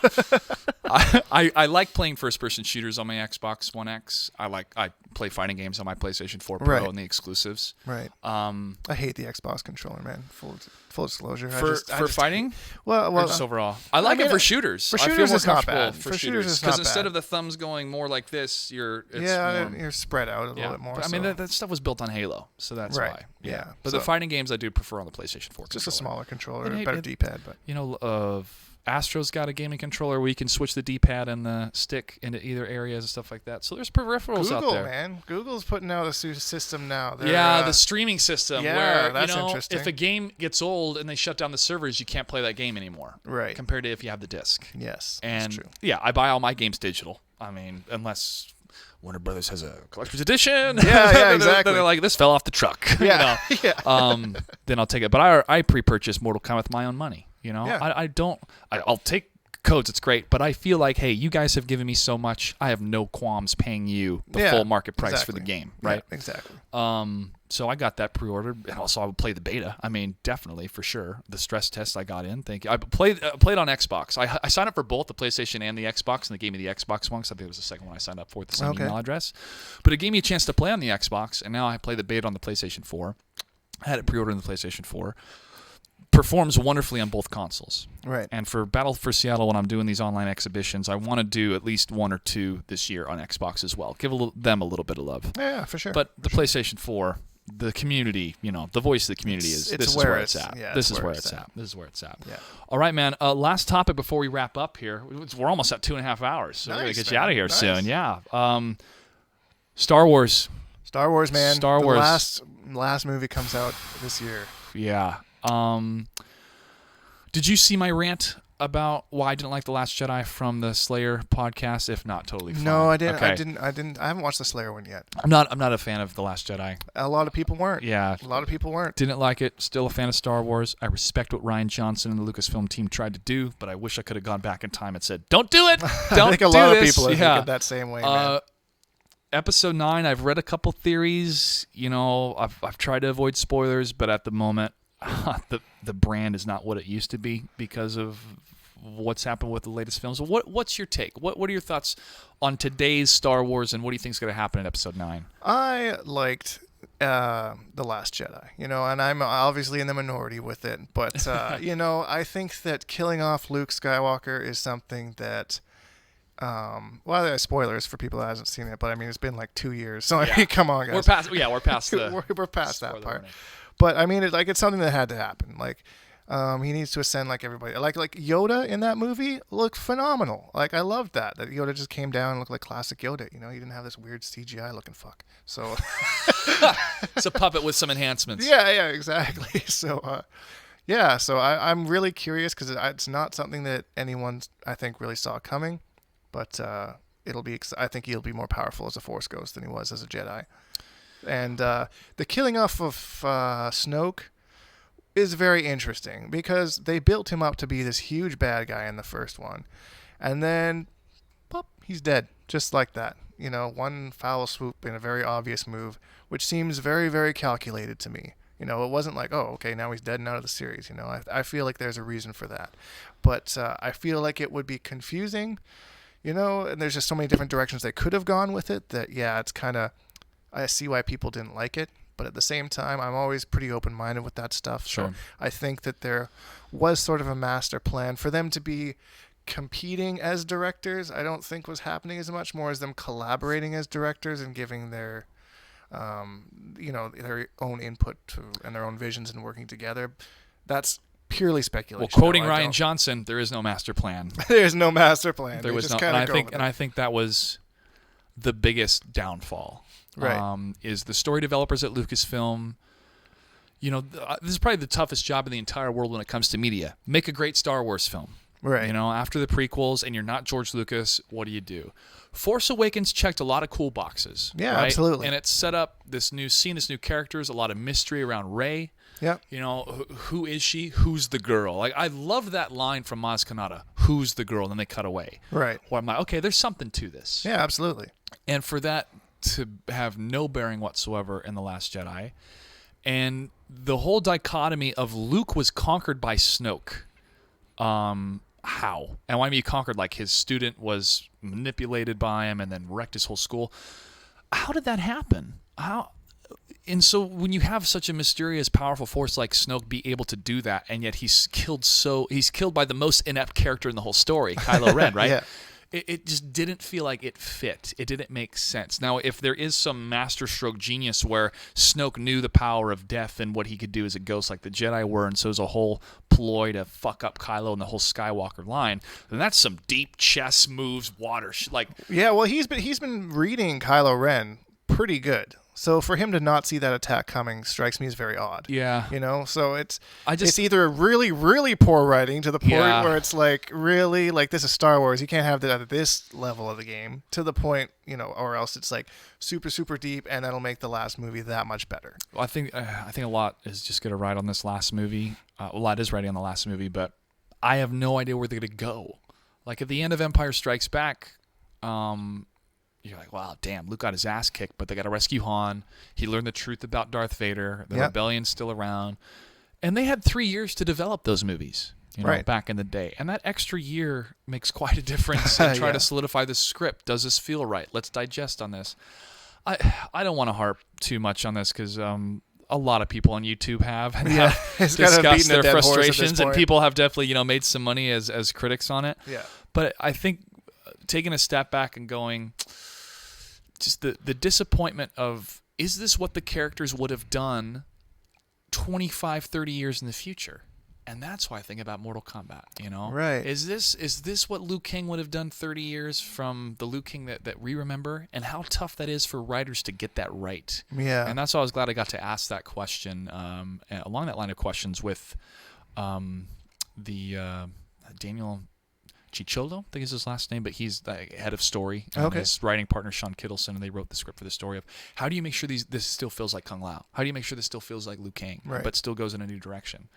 And it's a lot of story crafting, and that's the artistry of it. You have to make these characters feel real. Anyways, man, I'll still buy my ticket for episode 9. I'll go. I'm not gonna like boycott it. Like, Jesus Christ, yeah. Hey, misstep, whatever. I'll see it. I'll see it from Mark Hamill. I want to see what happens ultimately to Luke. And how his robot hand disappeared along with his Force Ghost. I mean, I don't know.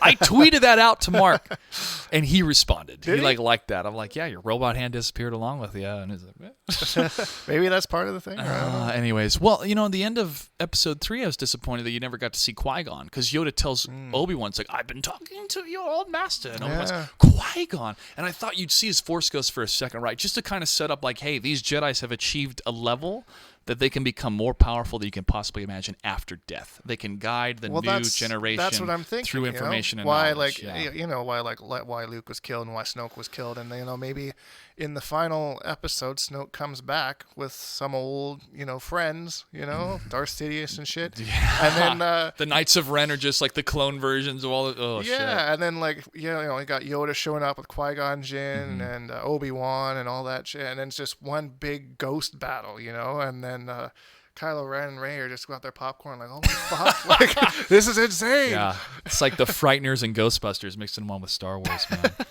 We'll see. Man. It's a couple months away now. It's a couple months away, but we got to get off this nostalgia train. I agree. I just think things are so bad society-wise. I mean, not horrible here compared to other places in the world, absolutely, but there's just this sheer circle of. Do you remember back? And South Park made a really great episode about this called Member Berries. Like, remember Star Wars? Remember Back to the Future? And people were getting addicted to eating it because they just kept going down this remembrance train, this nostalgia train.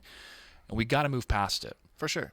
On the media side, because these titles, franchises are bankable, they're established, they're in our culture, then they feel more comfortable with the money they're investing for a franchise. If you wanted to start a new franchise now in the movie world, good luck. Yeah, you're going to have rough. Foreign investment, foreign money. So that, media-wise, compounded on it's really great films. Like, they've done a great job, but we've seen this before. Or this is a character that, was like a reskin much almost, cool. right? Yeah, much cooler 30 years ago. Yeah.